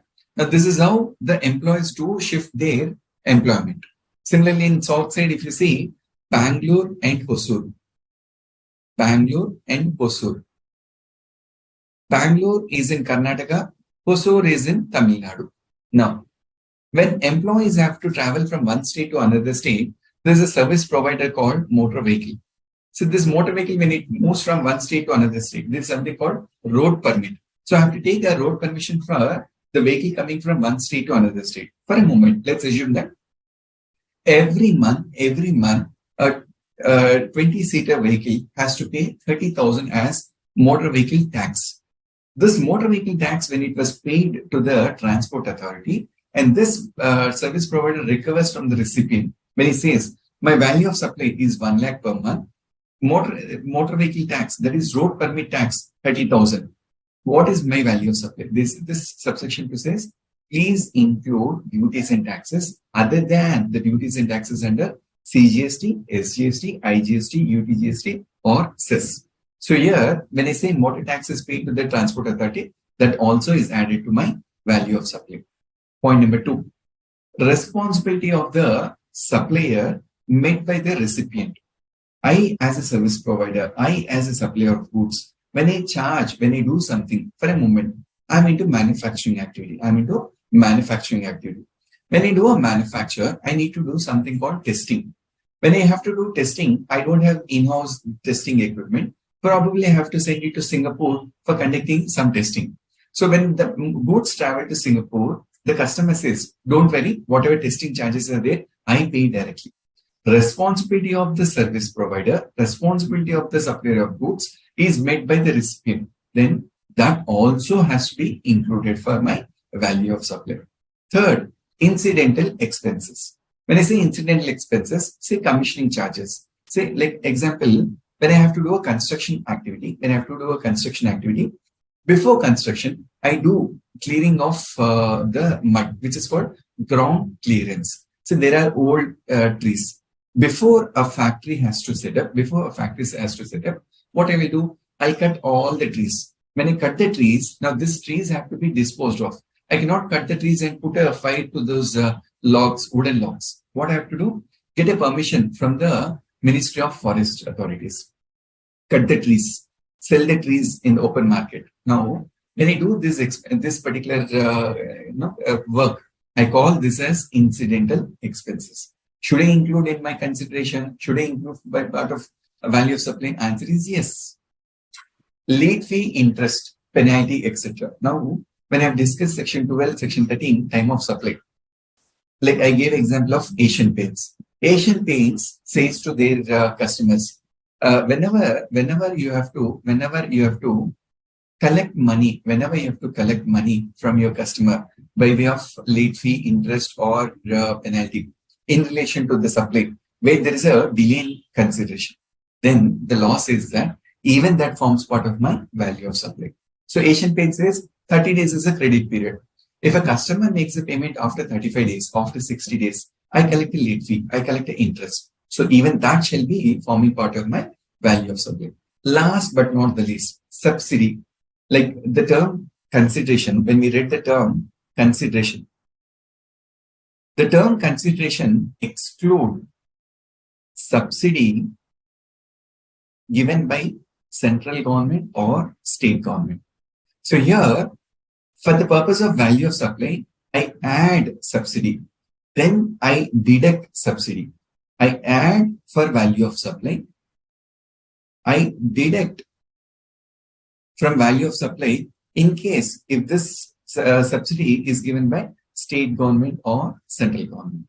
I'll give an example to understand this concept called subsidy. Say there is a seller called Dell who is into business of selling laptops. There is a customer called buyer.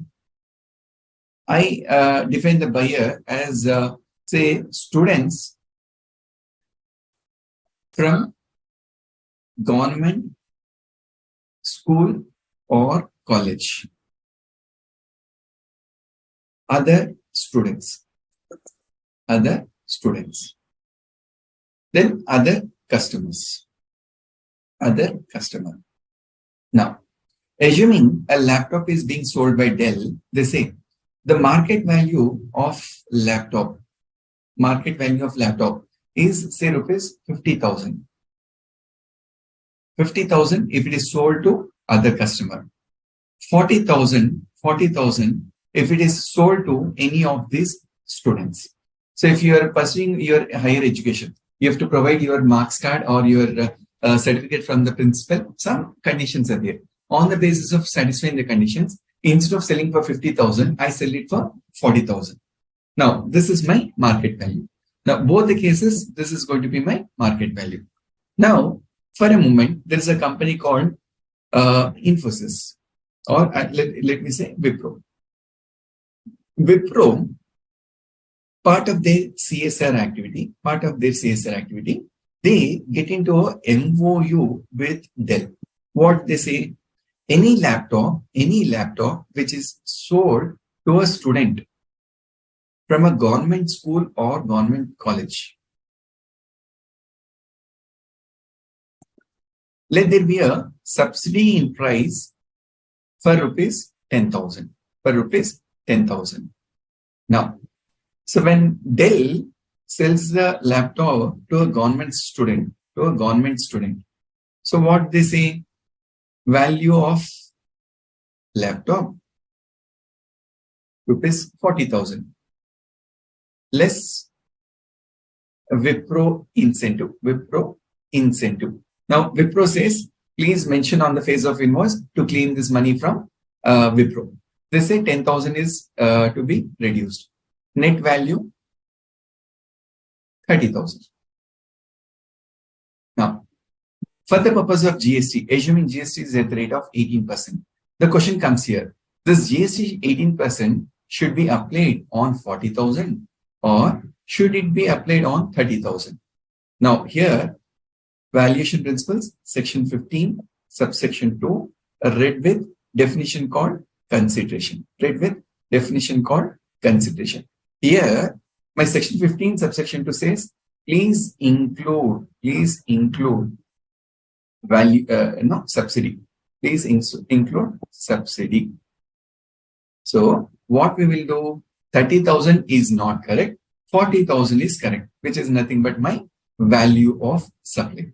When I look into my definition called consideration, if this subsidy is given by central government or state government, exclude that. Now here, in this case, Wipro, who is giving the subsidy, it is neither a central government nor a state government. For that reason, my 30,000 is not correct, 40,000 is correct as per value of supply. So to cut short, Section 15, subsection 2 says, include what? Subsidy. Only that subsidy which is other than central government or state government. Hope this example is clear, students. Hope this example is clear. Let me see if there are any doubts.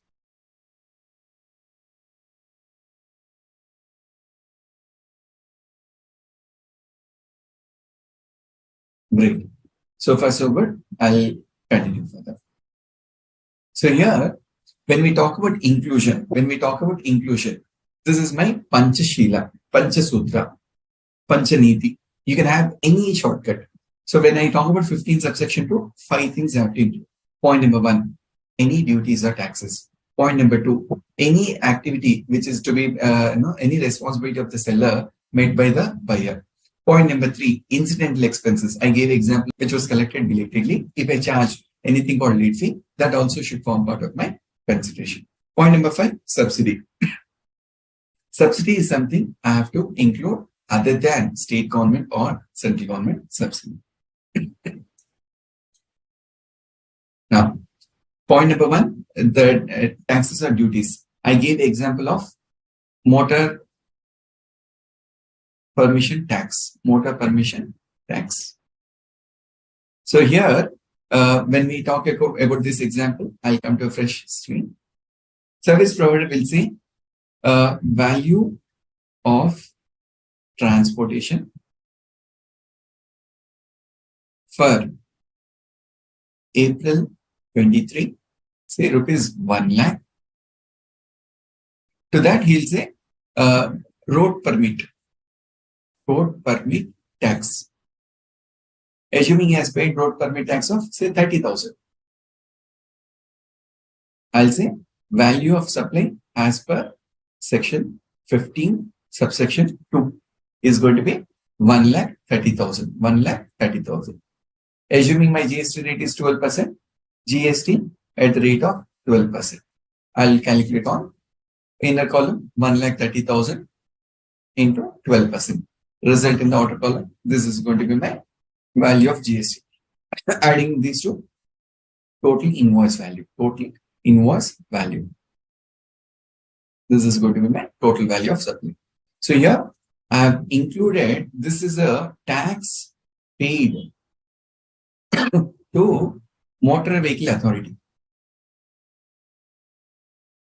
So this tax also I'm taking into consideration because of section 15 subsection. Then point number B, any amount that is liable to be paid by a supplier, but in relation to supply which was paid by the recipient, which is paid.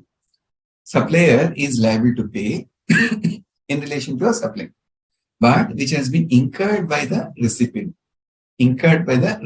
of supply. And if it is not included in the price actually charged, this has to be taken into consideration. I gave example of the goods which have been sent to Singapore for testing purpose. When the goods have traveled to Singapore, customer says, you don't worry, I'll pay on your behalf. This has to be included. Then I gave this example of passenger transportation service. When the contract employees have to be picked up, there is a clean energy tax, there is a vehicle permit tax, there is a toll charges. Now, clean energy tax, I pay to the pollution control board. Vehicle permit tax, I pay to the motor vehicle authority. Toll charges, I pay to the National Highway Authority. So any tax, any fee, anything collected, that shall be included in my value of supply. 15 subsection 2, clause A. Then clause C, incidental expenses. When I say incidental expenses, please keep in the mind the factory construction. In case of factory construction, before factory construction, there is something called ground clearance, where there is a your forest authority who is going to give the clearance for cutting trees, and also auction of trees in the open market. So all this is incidental expenses.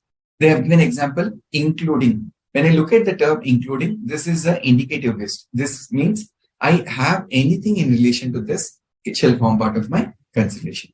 Commission, packing, charges, etc. where the recipient of supply or it is charged to the recipient or anything done by the supplier. Interest or late fee, I have explained. Subsidy, I have explained. Explanation. Subsidy shall include value of supply for the supplier from the supplier who receives the subsidy. In short form, any subsidy, please include for value of supply. The same, I have done a recap here. This is a punch Sheila. All these five should be elements of my value of supply. Next.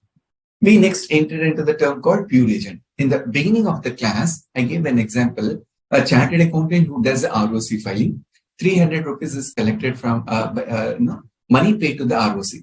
5,000 is the value of his services. So here, the term pure agent says there is a contractual agreement with the recipient of supply. Agreement is with the recipient of supply. For what? To act as pure agent. To act as pure agent. To incur expenditure or cost in the course of supply of goods or services. In the course of supply of goods or services. Now here, I, as a chartered accountant, when I say to the client, look, I'm going to file your ROC particular documentation, I'll say, look, I'm going to file this particular form called say MGT 15 and my professional fee is 15,000. I'll say, whatever online charges are there, I'll bill it to you on actual basis. You have to reimburse. I have sent an email. Client says, okay, sir, please proceed. Now, this is called contractual agreement. Where I've communicated to the recipient what I'm going to act as your agent. That means when I pay this 300 rupees to the ROC, I'm your agent. I'm going to disclose that this money of 300 is on behalf of XYZ Private Limited to incur expenditure or cost. And the mail I have written, whatever money I have spent, please give me back as a reimbursement. It is in the course of supply of goods and services support. So when I'm doing the filing, what I'm doing, you have given me financial statements, you have given me notes to accounts, you have given your say balances as per books of accounts.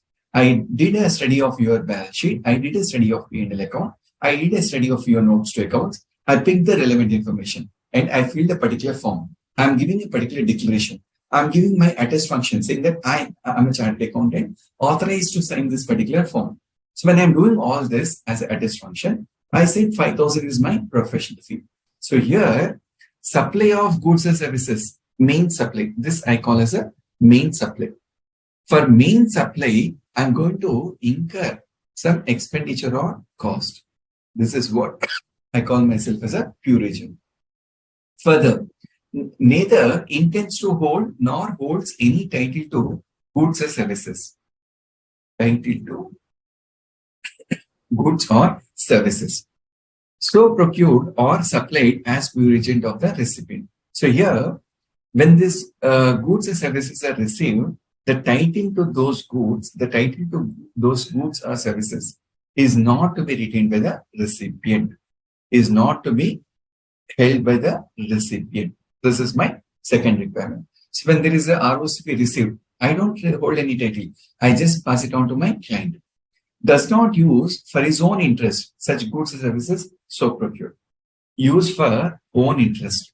When I pay this 300 rupees, what is the interest chartered accountant is getting? He is not getting anything. Receives only actual amount incurred. Receives only actual amount incurred to procure such goods and services in addition to the amount received. Now here, I'll give one more example for better clarity. I gave example of ROC fee. Let's take another example called your bank audit or stock audit. When there is a stock audit conducted, I write a mail to the client saying that, look, you have assigned me a stock audit for this particular 3 units located at location A, B, C. For visiting these locations A, B, C, location A, I can visit by my own car. Location B, I can visit by bus because there is no train connectivity. There is no flight connectivity. Location C, I travel by flight. So when I visit to location A, location B, location C, I'm looking for my convenience. I book a ticket, I book a hotel ticket, I book my food and restaurant expenses. Now here, own interest. Satisfying this requirement called own interest. Now, This is a dicey issue.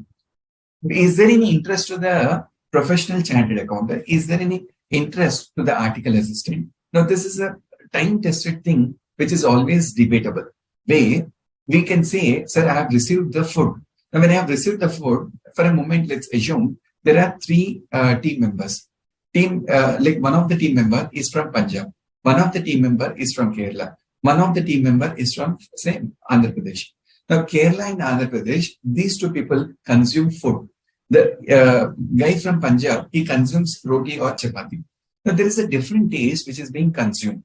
Now, was there any personal interest? Answer is a big yes. Assuming for a moment, there's one of the staff who eats non-veg. There is a staff who eats veg. Was there any interest? Answer is a big yes.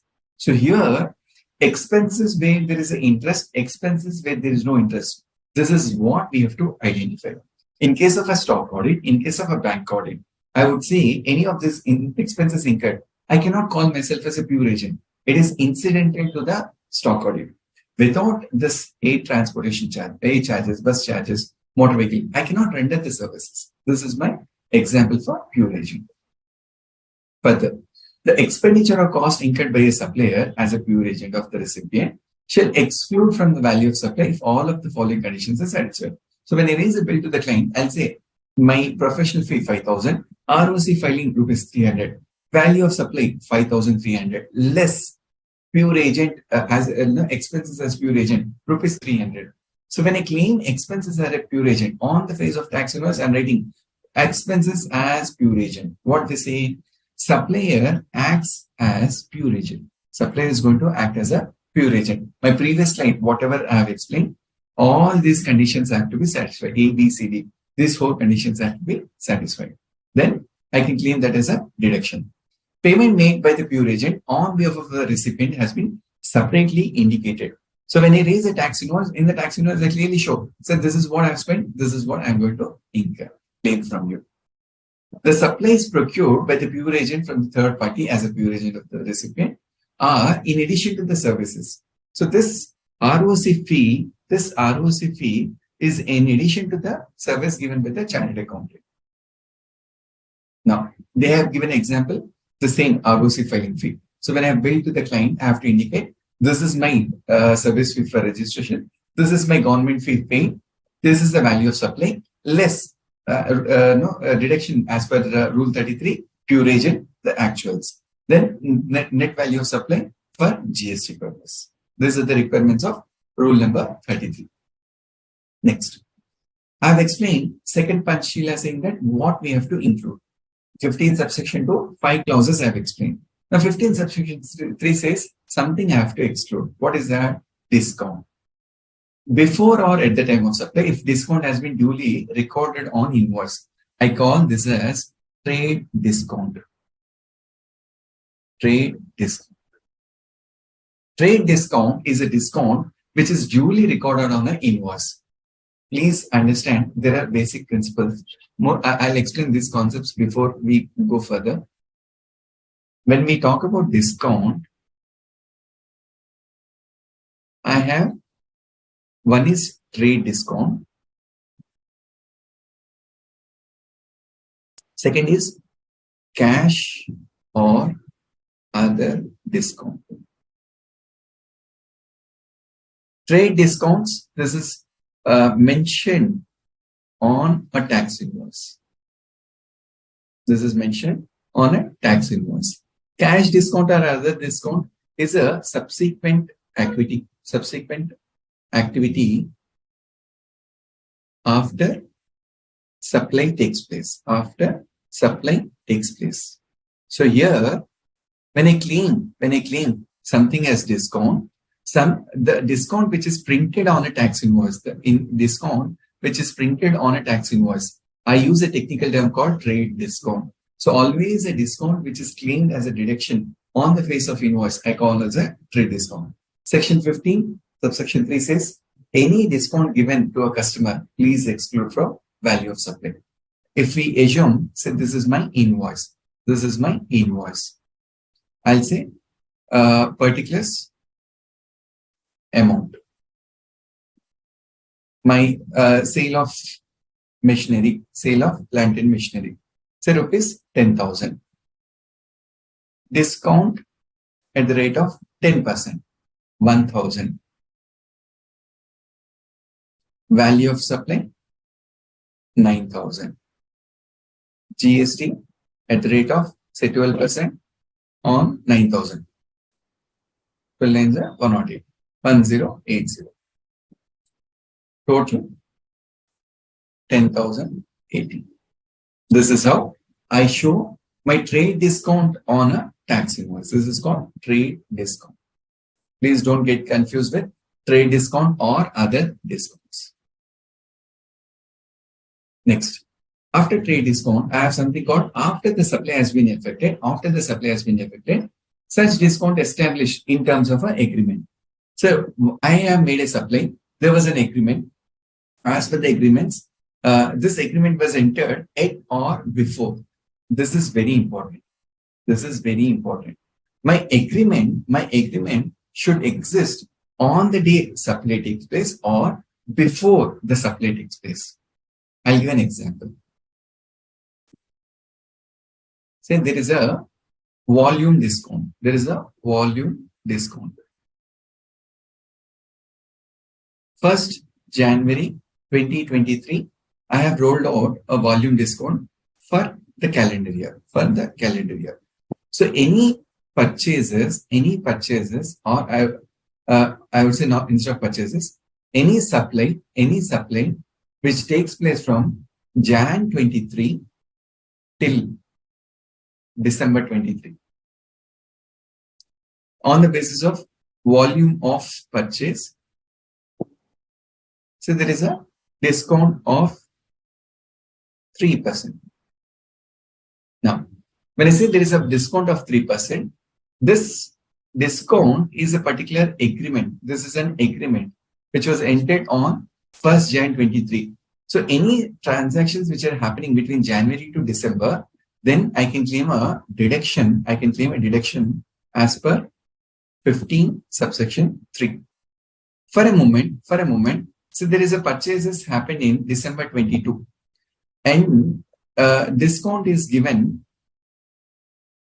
in March 23. This is referring to agreement of Jan 23. Customer says, sir, I didn't know this particular scheme is there.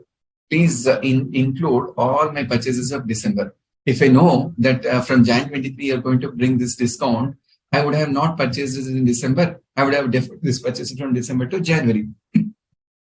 Because of a mutual understanding, if all purchases affected, all supplies affected in December, if I want to give a discount, then this is not as per line provisions of 15 subsection 3.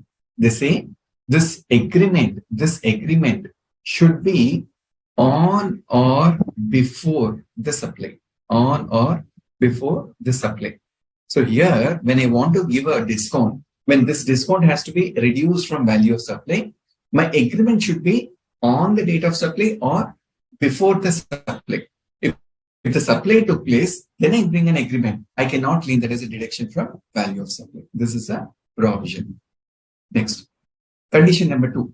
A ITC, input tax credit attributable to the discount on the basis of the document issued by the supplier has been reversed by the recipient. So here they say that, I'll give an example. Say Jan 23, there is a agreement. As per agreement, Jan 23 to March 23, there is a supply for rupees 20 lakh. For rupees 20 lakh. Say assuming GST is 18%. GST is 18%. So whenever the invoice is raised, all this 20 lakhs plus 3 lakh, 23.6 lakhs would have been paid by the customer. Now, Jan to March, there is a discount eligible for rupees 1 lakh. Rupees 1 lakh. So here, when this discount is given, what I'll do in the month of April 23, say there is a fresh new supply, or instead of that, in the month of April 23, a discount is given. Discount for rupees 1 lakh. And GST 18%. 1,18,000.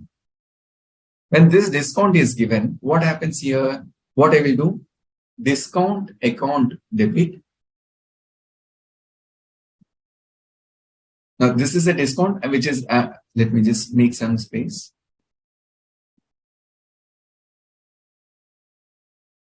Yeah.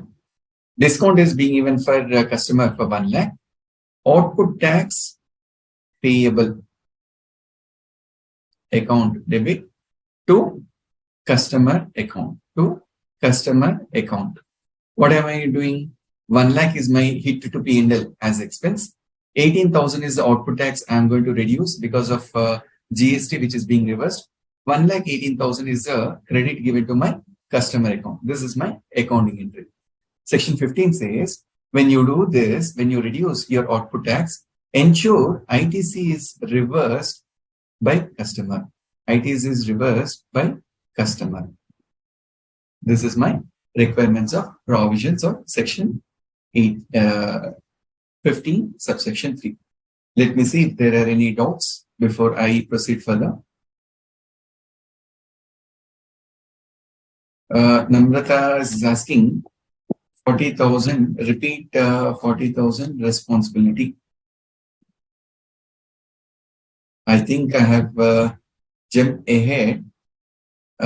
Responsibility point. Namrata, sorry, I saw your question little late. I have skipped this question. Can you, if you can, elaborate a little bit? I can't touch this particular point.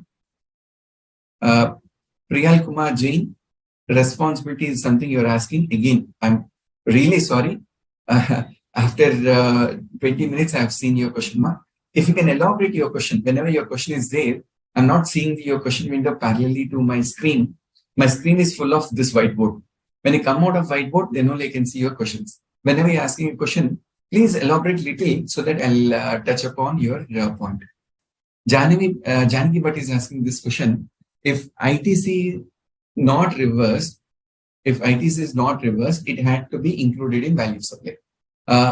Yes, Janaki, like if I want to claim as a deduction in my value of supply, along with which my output tax is getting reduced, my responsibility as a supplier, I have to ensure that my customer also has reversed their ITC. Hope this is clear, Janaki. Namrata says now clear. Very good. Let's move on further. 15 subsection 4. It says, when the value of supply of goods or services cannot be determined under subsection 1. That means, like this, the principle of Lord Shriram. If I cannot satisfy the principle of Lord Shriram, where I don't know what is the supply happened, means there's a related party transaction. I don't have price as a sole consideration.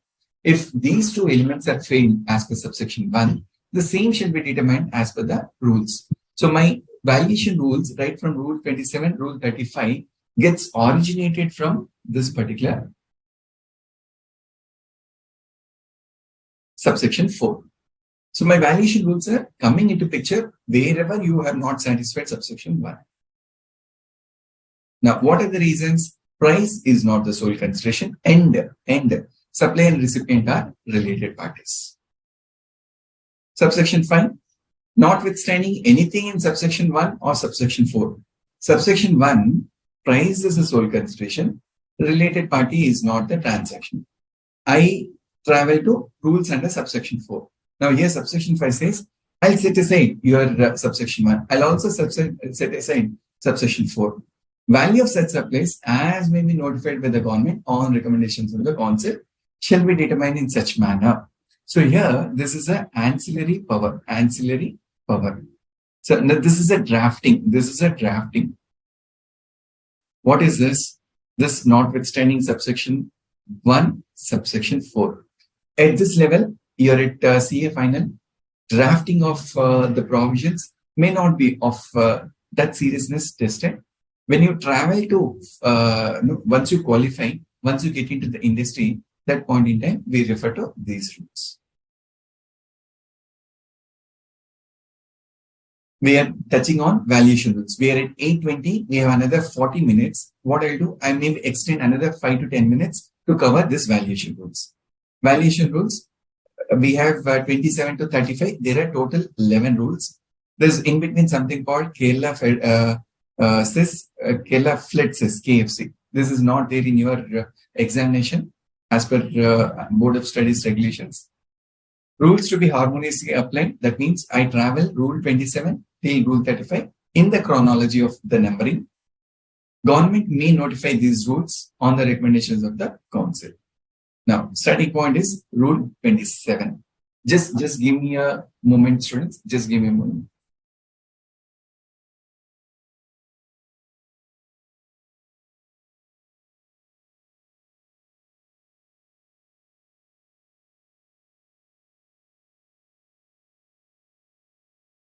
We have these valuation rules. First is my rule 27.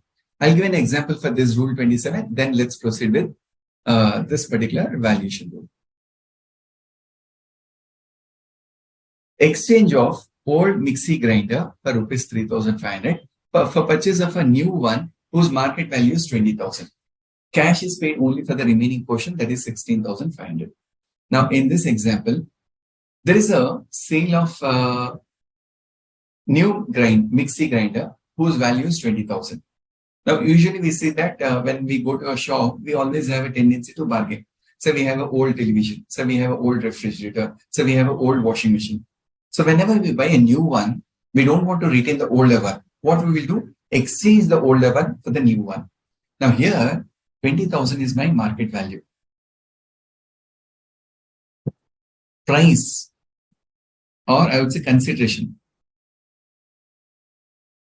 My consideration is 16,500. In exchange, there is a barter for rupees 3,500. So here, when I look at the 15 subsection 1, price is the sole consideration. So I'm not saying 20,000 alone is the sole consideration. My 16,500 received in cash, I'm adding 3,500, which is my old mixie grinder, which is given by the customer. So when I look at a bill given by the shop owner, it says value of mixie grinder rupees 16,500, GST charged rupees 18%, say rupees 2,000. 16,500 plus 1,500, 18,000. Now this is a gross blunder because I'm not going as per valuation principles. So because price is not the sole consideration, I will not adopt section 15, subsection 1. Shop owner conveniently says, sir, look at my bank statement. In my bank statement, 16,500 is what I have received. Where we will say, look at your business model. As per your business model, you have an inventory register, you have a security register where you say exchange of old mixie grinder. On the face of invoice, you say for exchange 16,500 you have received. What is exchange? You have received an old mixie grinder. So there was an inventory register, inventory log, where you have made a security entry for old mixie grinder, where rule 27 comes and kicks in. Another example, dealer of a power battery decides to value of old battery before a new one is supplied. Generally, we have UPS at our residence. Whenever we exchange UPS, whenever we buy a new UPS, I exchange older one. So there I'll say my older one, this is 3,000, newer one 20,000. 20 minus 3, 70,000 is the value of supply. So here this thing, whenever we talk about valuation rules, rule 27 says my value of supply shall be open market value of such supply. Open market value of such supply. So here, whenever we have this failure of 15 subsection, why there is a failure in case of a mixie grinder? 20,000 is a market value. Instead of 20,000, I'm getting a cash of 16,500. There, my rule 27 comes and says, identify the value of supply based on open market value. If the open market value is not available, if I don't have open market value under clause A, Sum total of consideration in money, sum total of consideration money, and further amount in money, and such further amount in money. It's such further amount in money as equivalent to the consideration not in money. So here my cash 16,500. Such further amount in money equivalent to the consideration not in money. So that other than cash, 3,500. Total comes to 20,000. If such amount is known at the time of supply. If this is known at the time of supply, this is going to be my value of supply. Clause C. So what happens? If I don't know at the time of supply, old mixie grinder, this is going to be supplied. Then they say value of supply, if it is not determined under A or B, then I go to the third parameter called like kind, like quality. So if this particular mixie grinder is not known, I'll say the similar. Like say there is a red color mixie grinder of 10 kgs. I'll compare this red color with black color 10 kgs. So there is no black color for 10 kgs. There is a red color mixie grinder. Instead of 10 kgs, say 5 kgs. I'll multiply this 5 kgs on the basis of the weight to land up at 10 kgs. So I'll take any of the equivalent value to determine with value of supply. So I don't know. I don't know A, I don't know B, I don't know C. I don't know what is the open market value. I don't know what is the consideration money and equivalent to be paid. Or I don't have a like kind or like quality. In all these cases, travel to rule 30 or travel to rule 30 or travel to rule 31. Rule 30, principles on the basis of costing, your COGS, or rule 31, applying the concepts of generally accepted accounting principle. I do valuation on self-assessment basis. So rule 30, rule 31, when I come in specific, we will explain in detail. Open market value I have explained, like kind and quality also explained in the beginning paras. This is an extract from our institute material. I am telling you students, please refer your institute material. Board of Studies have done a fantastic job. Our point in time when we were doing our CA, the institute material didn't have any of this synopsis. It was as good as a bare act. Whatever is there in the bare act, the same was copied into our institute material. The additional advantage we had is problems in your institute material at that point in time.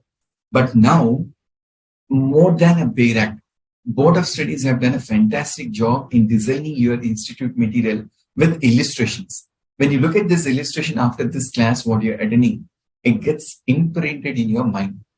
Now, you need to find a reason why you have to fail in your examination. If you pick and pin, if you follow your institute material, I don't see a reason why you have to fail in your examination. Illustration, I'll just skip for want of time. Next is your rule number 28. Now, why we travel to rule 20 rules? Reason: 1, price is not sole consideration. 2, there is a related party transaction. So here, under valuation 28, I'm going to explain when there is a related party transaction. They say, wherever your supply takes place between a related party, please come to rule 28 to get an answer for that. I'll give an example. ABC Limited has a manufacturing plant in Tamil Nadu. So this is an entity who have a manufacturing plant in Tamil Nadu.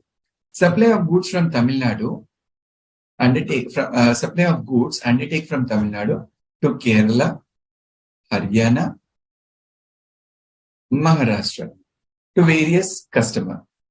So here the goods are being supplied from Tamil Nadu, Kerala, Haryana and Maharashtra to various customers. So here manufacturing happens, here trading activity happens. Kerala, I do a trading, Haryana, I do a trading, Maharashtra, I do a trading. Sale from Tamil Nadu to an individual customer is say rupees 28,000 and the inter-unit stock transfer happens at 14,000. So here what they say, Tamil Nadu is a manufacturing plant. Kerala, Haryana, Maharashtra. So from here, I do a stock transfer. So if sale is to a unrelated person, my unrelated person is done at 28,000. My sale to any of these units is done at rupees 14,000. So here, section 15, subsection 1 is a failure. I am not satisfied conditions of section 15, subsection 1.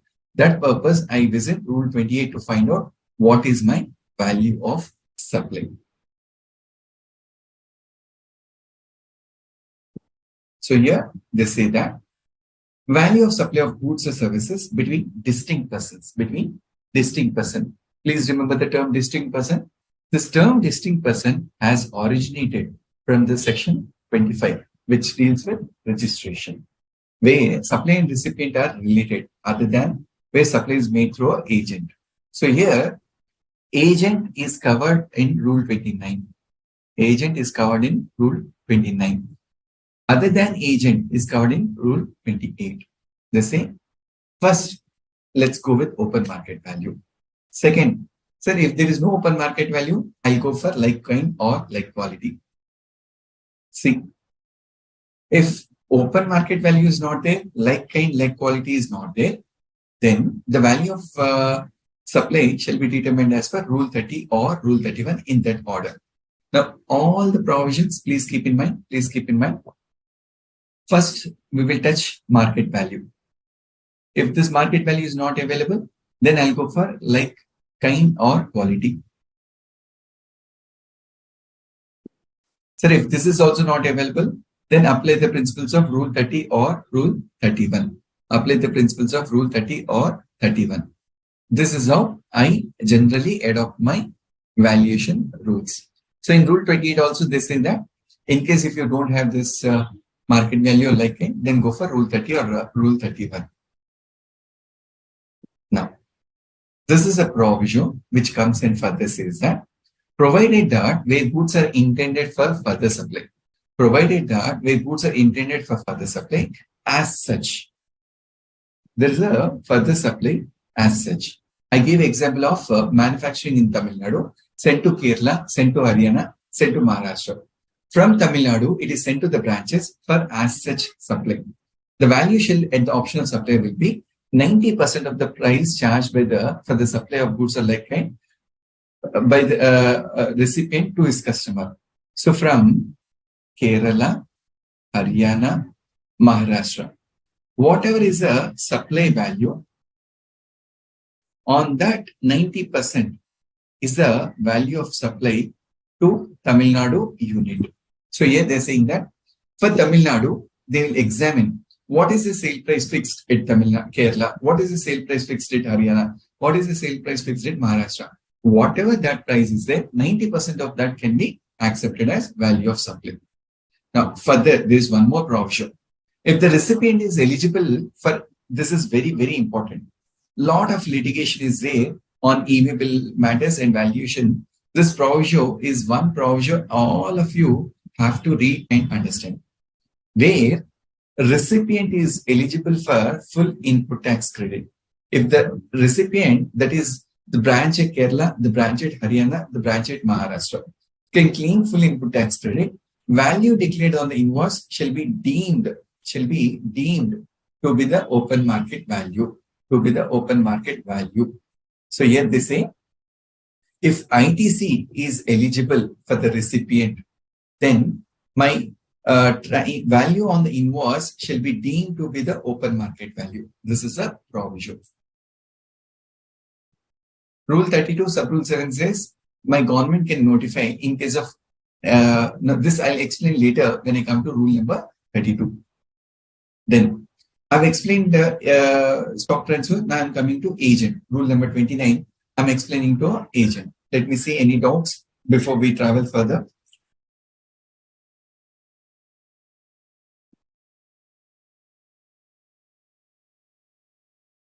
Okay. Rule number 29. I'll give an example. ABC Limited, a manufacturer who is a principal of cement, has appointed a dealer across India. Let's take example of Ultratech Cements or your other India Cements.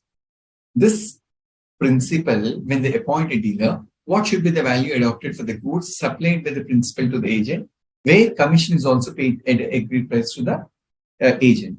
Say Ultratech happens to be principal, say X happens to be a dealer, Y happens to be a B2C customer. Ultratech supplies to X at say 300 rupees per bag. X supplies the same to the customer at 450 rupees per bag. Now, what should be my value of supply? Ultratech charges to X, the agent, 300 rupees. X is collecting from Y sum of rupees 450. In this case, because of this will be called as a related party transaction. Because of related party transaction, 15 subsection 1, transaction value cannot be accepted. This case, when 450 is collected, what is my value of supply? So answer for this, Rule 29 says that first I'll go with open market value. If open market value I don't want to accept, option is given to the seller. What is that? 90% of the price charged for the supply of goods of like kind quality by the recipient to his customer, not being a related person, where goods are intended for further supply of the recipient. That means to say, like your stock transfer. Be the open market value or at the option of the supplier, 90% of the price charged. I have written price charged for the supply of goods of like kind and quality by the recipient to his customer, not being a related person, where goods are intended for further supply by the recipient. I'll give an example.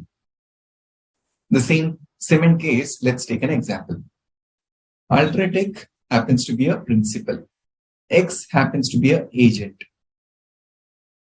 Y happens to be an end customer. So when Ultratech charges to X 300 and X charges to Y 450 rupees. So option 1, market value. So option 2, 90% of rupees 450. So here Ultratech has a choice. Ultratech can go with open market value.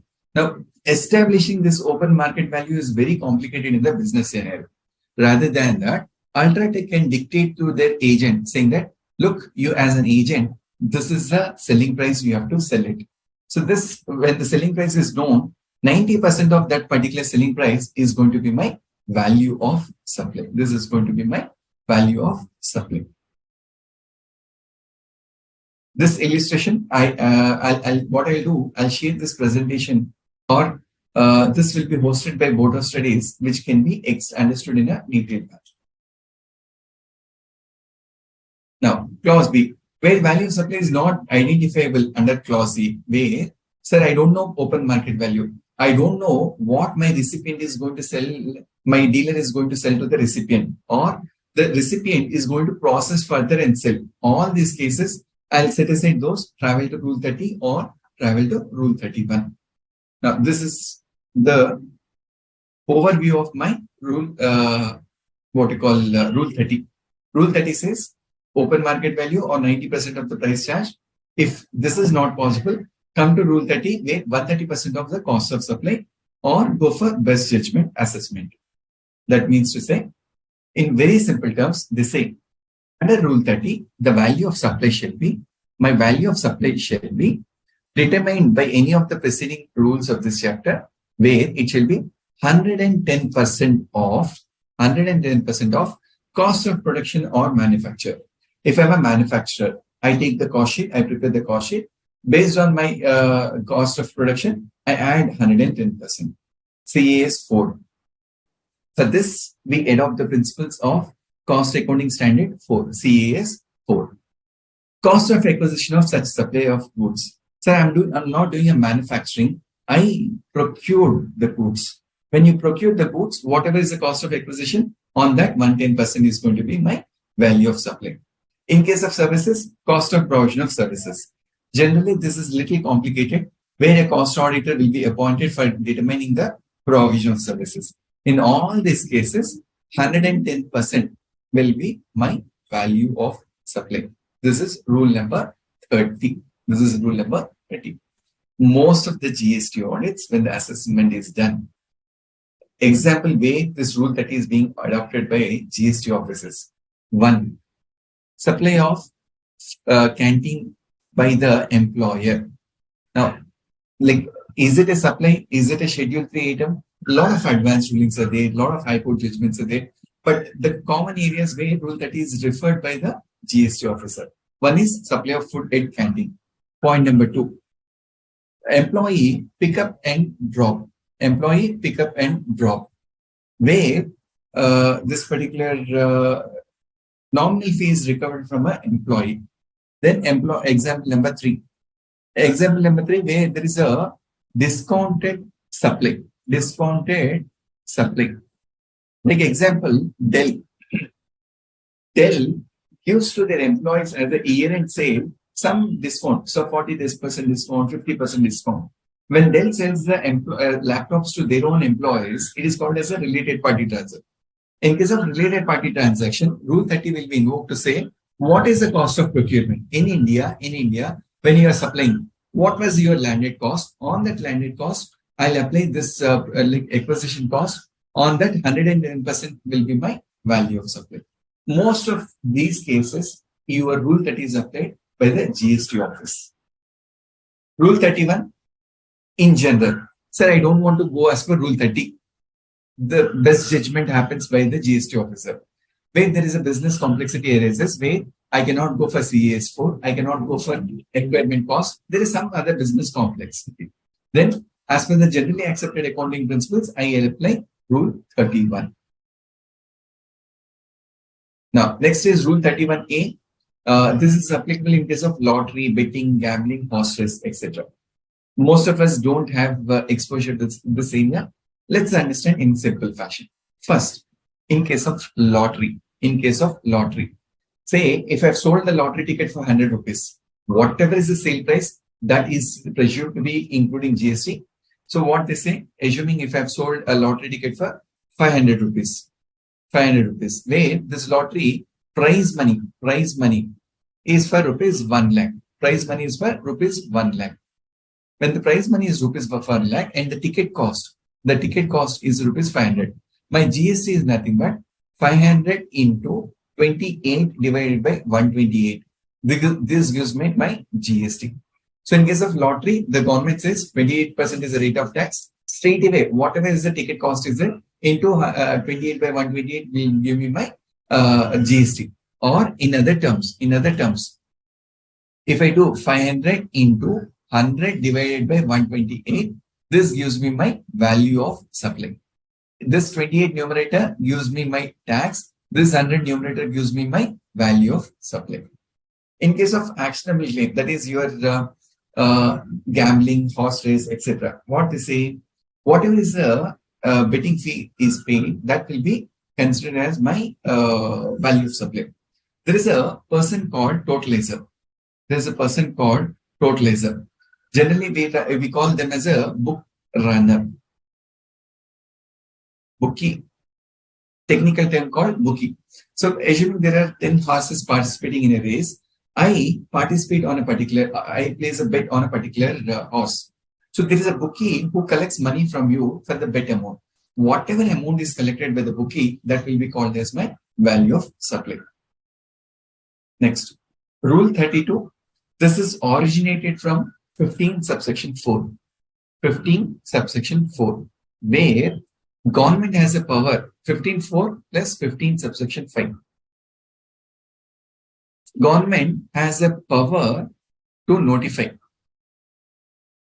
So here, as on today, there are 5 categories of services where this valuation rules have been notified.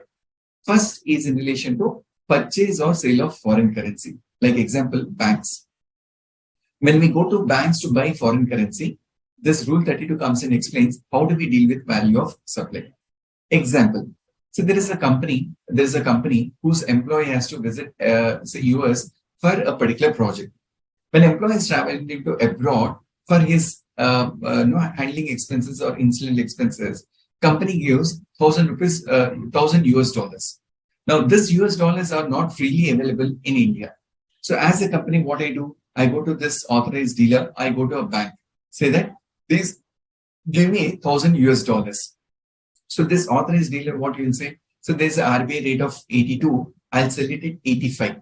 So the gap between RBI notified rate and the selling price of this authorized dealer, 3 rupees per unit. I wanted 3,000 US dollars per dollar. 3 rupees is a markup.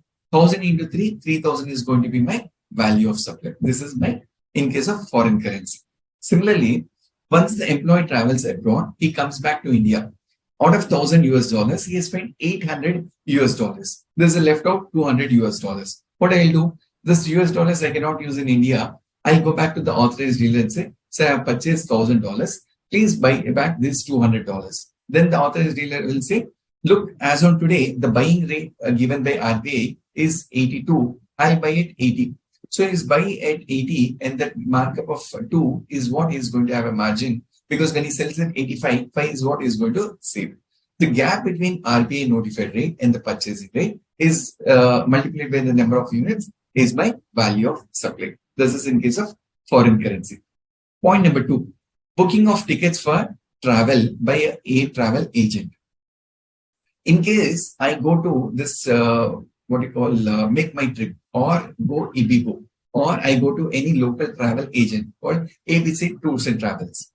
Now, when I buy a ticket for rupees 5,000, on entire 5,000, I cannot charge GST as a travel agent. So here, this valuation rules rule 32 says, what is the basic fare? What is a basic fare collected from the customer? That basic fare is going to be my value of supply. So when you look at this 5,000, which is collected by the travel agent, he says, sir, out of 5,000, 2,800 is what I pay to the travel, the transport agency. The balance amount of 2,200, I pay to this airport authorities for development fees. So whatever is the basic fare is there, that is going to be my value of supply. So here they have given 10% is for domestic transportation. 5% is going to be my value of supply for international transportation. So here they say whatever basic fare is there, on that 10% is for the value of supply for domestic travel. Whatever basic fare is there for international transport, on that 5% is the value of supply as per rule 32. Now, what is that I am doing here? Whatever money is being collected on entire money, I don't call as a value of supply. My rule 32 has defined industry specific how I am going to determine the value of supply. Next is your life insurance. Life insurance, there are various schemes. There is a specific slide. When I come to that slide, I'll explain you how this GST, how this value of supply is being calculated. Fourth item called value of supply of second-hand goods. So when there is a dealer who's into business of buying and selling second-hand goods, here there is something called margin scheme. Margin scheme. Example, Maruti True Value.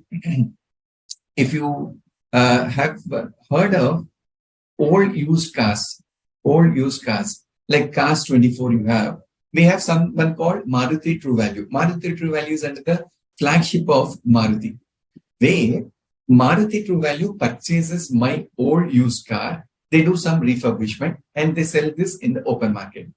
For a moment, Maruti True Value purchases my old car for a sum of rupees 3 lakhs.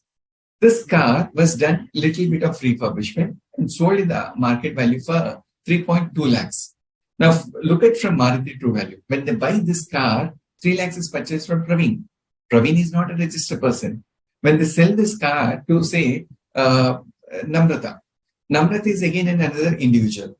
It is very unfair for charging 18% GST on entire 3.2 lakhs. So here this rule 32 comes and says the margin between selling price and buying price.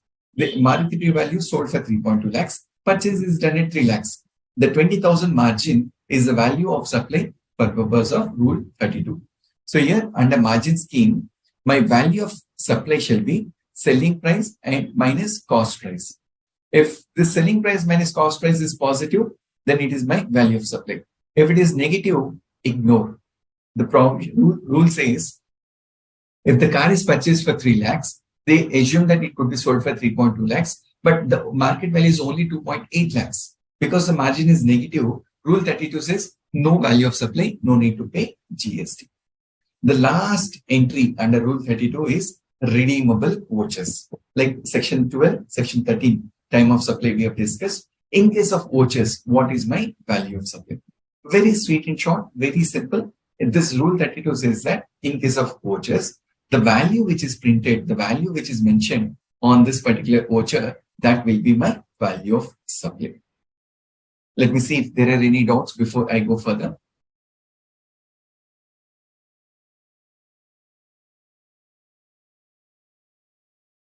Namrata is asking, what is deeming provision?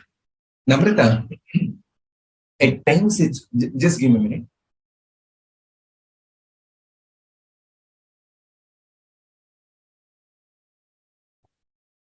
In taxing statutes,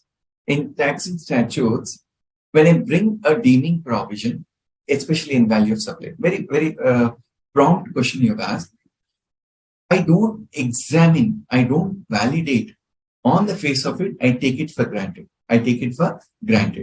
That means to say, we were talking about this Rule 29. We were talking about Rule 28, when there is a related party transaction.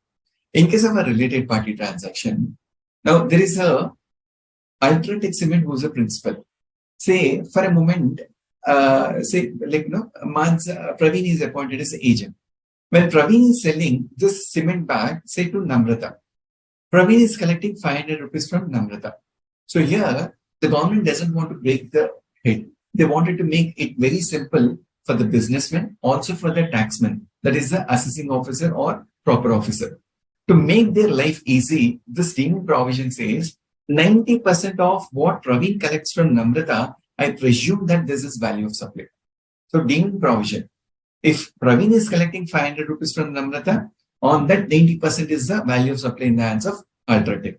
So deeming provision tries to relax, trying to ease out the complexity in the business. This is where my deeming provision comes into picture. Purchase and sale of foreign currency, please repeat. Okay, I'll explain once again. I'm going to touch this here, Namrata.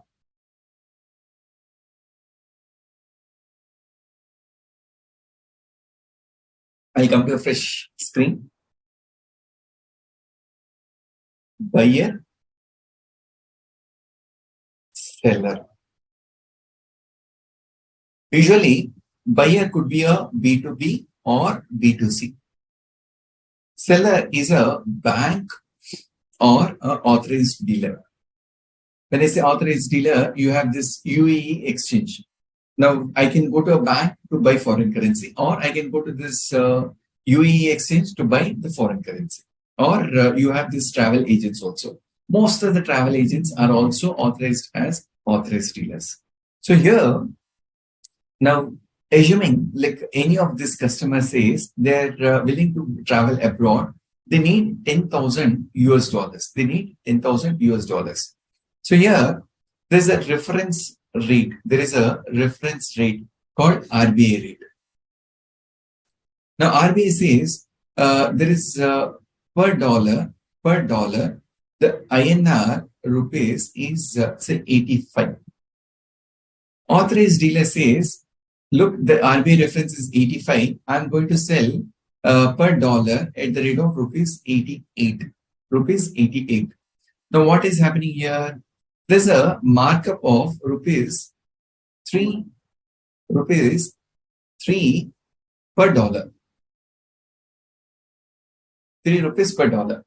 85 is the RBA reference rate. The authorized dealer, like no authorized dealer has to buy from RBA, no, as per the reference, he has to sell. So 3 per dollar is a markup made by authorized dealer. 3 into how many dollars? $10,000 is equal to 30,000. This 30,000 is going to be my value of supply.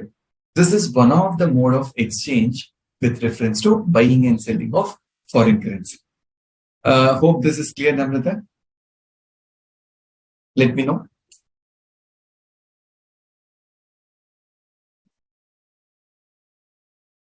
Janaki, I'm going to come that further. Please wait for a moment. I'll explain that. Namrata, hope this is clear. Now, Janaki is asking, now, sir, what happens here?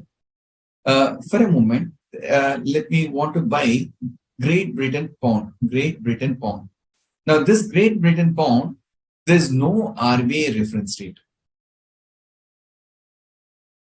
Students, please, I'll extend the class by another 10 minutes. You have to tolerate me with me for today. Let us finish this section 15, otherwise the flow gets messed up. So here, now,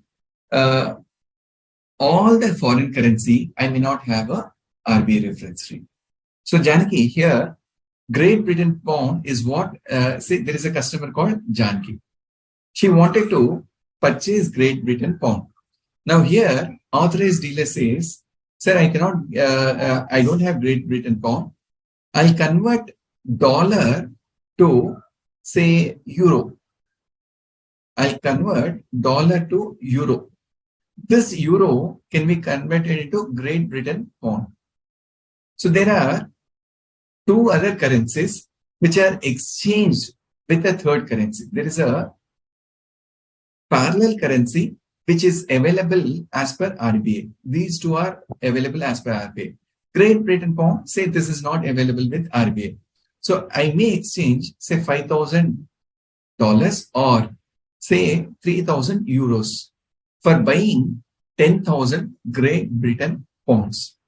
So here, wherever a customer is buying a particular foreign currency, which is not having an RBA reference rate, if you have any of other alternative currencies, take any of these two currencies, whichever is having a lower value, I can adopt that for the purpose of conversion. So here they say, adopt this 5,000 euros. For this 5,000 euros, whatever is the INR to dollar I have to spend, this I can calculate, I can adopt for the purpose of value of supply. So this is what Janaki, it explains under Rule 32, Sub-Rule 2, Clause A. Hope this is clear, Janaki. Let me know, ma. If you have any further doubts, I'll explain further.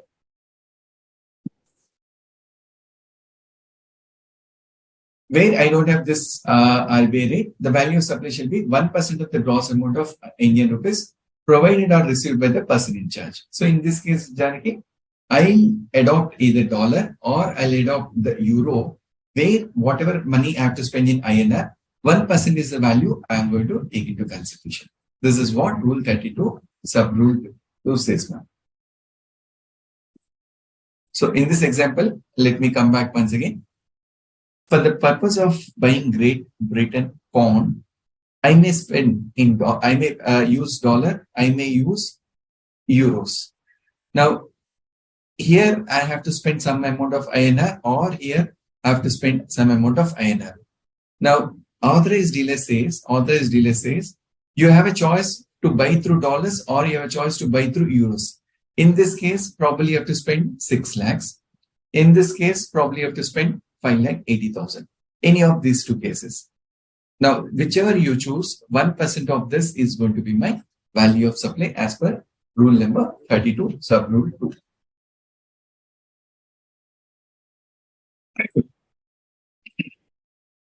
Then moving further.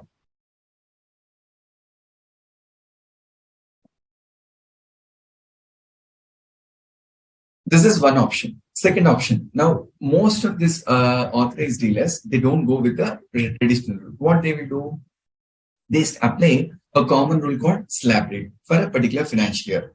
As per Rule 32, they say any purchase of foreign currency, will be with reference to slab system, like your income tax, like up to 2.5 lakh, 2.5 lakhs to 5 lakhs, 5 lakhs to 10 lakhs, about 10 lakhs. They say 1% of the gross amount of currency exchange for an amount up to 1 lakh rupees, where if there is a money exchange in foreign currency, they say 1% of the gross amount, or 250 rupees, minimum of 250 rupees. So when I say up to 1 lakh rupees, say up to 99 or 1 lakh. On 1 lakh, 1% happens to be 1,000 rupees. Either 1,000 rupees or Let me just type properly. Either 250 rupees or rupees 1000 shall be my value of supply. How did they convert it? 1% of the gross amount. So what I'll do, I'll convert foreign currency into INR. I'll get a gross amount. On the gross amount, I'll apply 1%. If I apply 1%, assuming 10,000 is what I have converted, on 10,000, 1% happens to be 100 rupees. Under this rule, minimum 250 rupees is my value of supply. If the value is exceeding 1 lakh, 1000 plus 0.5% up to sum of rupees 10 lakhs. So slab number 1 is up to 1 lakh. Slab number 2 is up to 10 lakh rupees. Slab number 3 for an amount exceeding 10 lakh rupees, where they say my value of supply is 1000 plus 0.5% up to 10 lakh rupees. In slab number 3, they say 5,500 plus 0.1% of the gross amount. Maximum of 60,000 rupees. This is a higher ceiling. Examination 1 mark MCQ can be expected from this entry number 3, where they'll give you a foreign currency, they'll give you the rate and conversion into INR. Please expect for 1 mark MCQ on this particular value. Now, this value of supply for 8 travel tickets, I've said 5% of the basic fare domestic, 10% of the basic fare international flights. Life insurance, I'll just come to one slide. This is a slide picked up from our Board of Studies material. Very simple. Examination, probably 1 mark MCQ, again can be expected from this question. So whenever insurance money is collected and the insurance money is towards a policy, point number 1.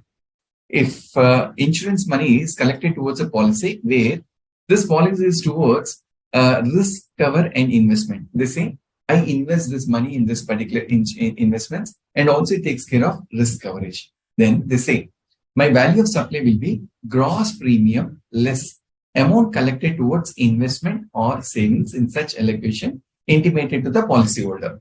So if you have collected 10 lakhs from you, out of 10 lakhs, 6 lakhs is what I have invested in savings. 10 lakhs minus 6 lakhs, 4 lakhs is going to be my value of supply. What they say, if such allocation is intimated to the policy holder at the time of collection premium.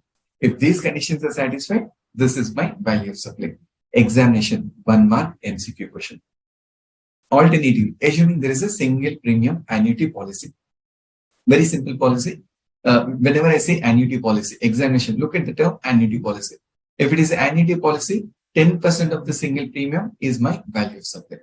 All other cases, they say first year 1, 25% of the premium charged is my value of supply.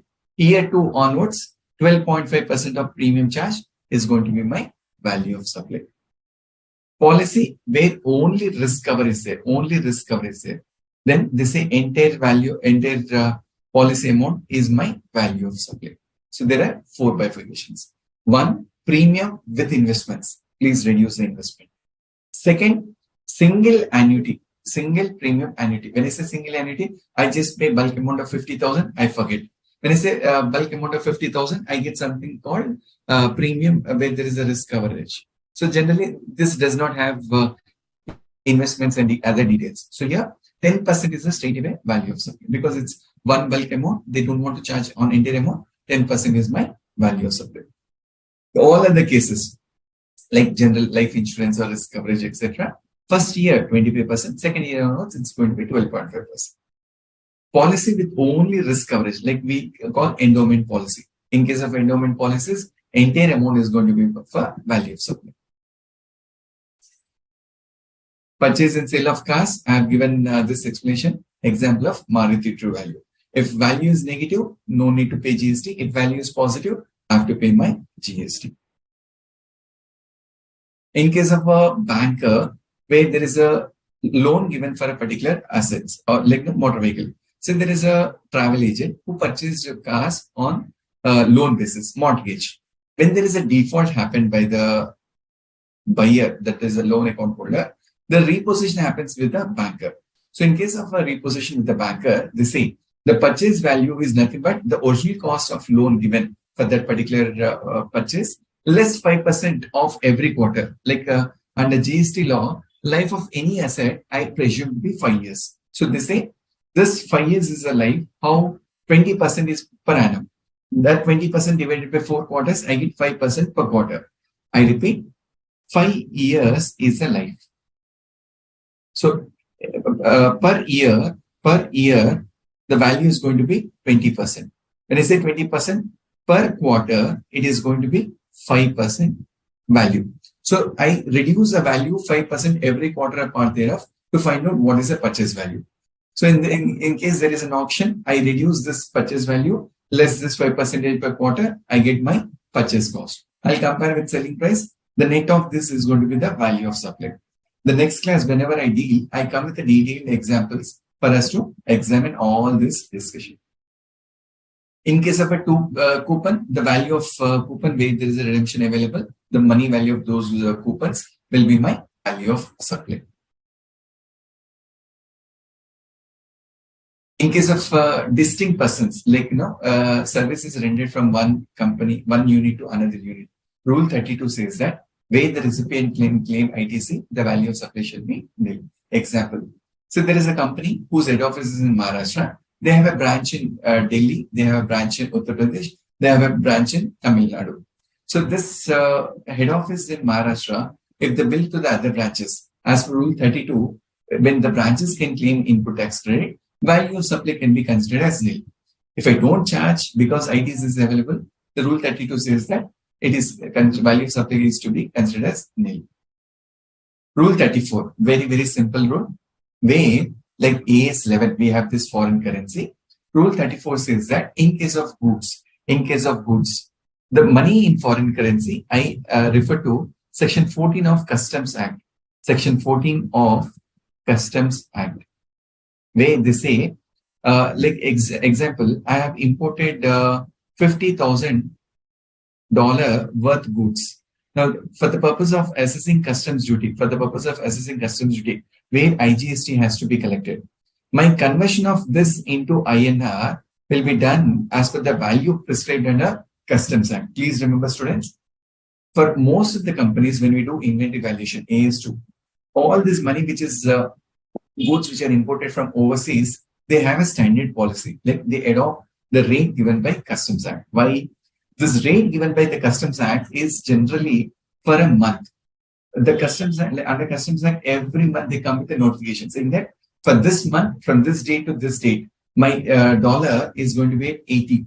Next month, again, they'll say, this month, I declare 81 as my dollar value. And that is the value I adopt for my inventory valuation also. So for goods, they say, whatever conversion rate is there as per Customs Act, that I adopt.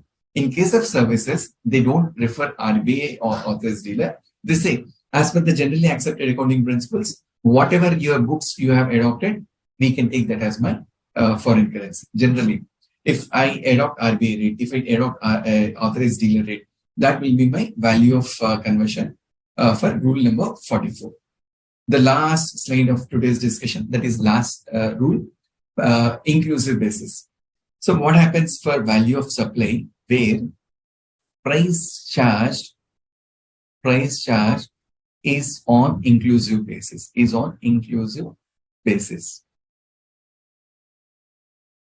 Then we say whatever value is there, that into rate of GST divided by 100.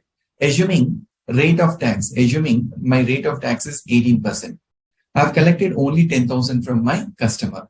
Since I have not collected GST extra, for calculating my tax, what I will do, 10,000 into 18 divided by 180. This is called cum-based taxation. Now, most of your GST assessments, Rule 35 is one rule many of us doesn't argue. Like when the GST officer has demanded a tax. Now, I don't know that I have to collect tax. I don't know that there is a supply. For a moment, let's assume that from employees I have collected 10,000 towards a particular transaction.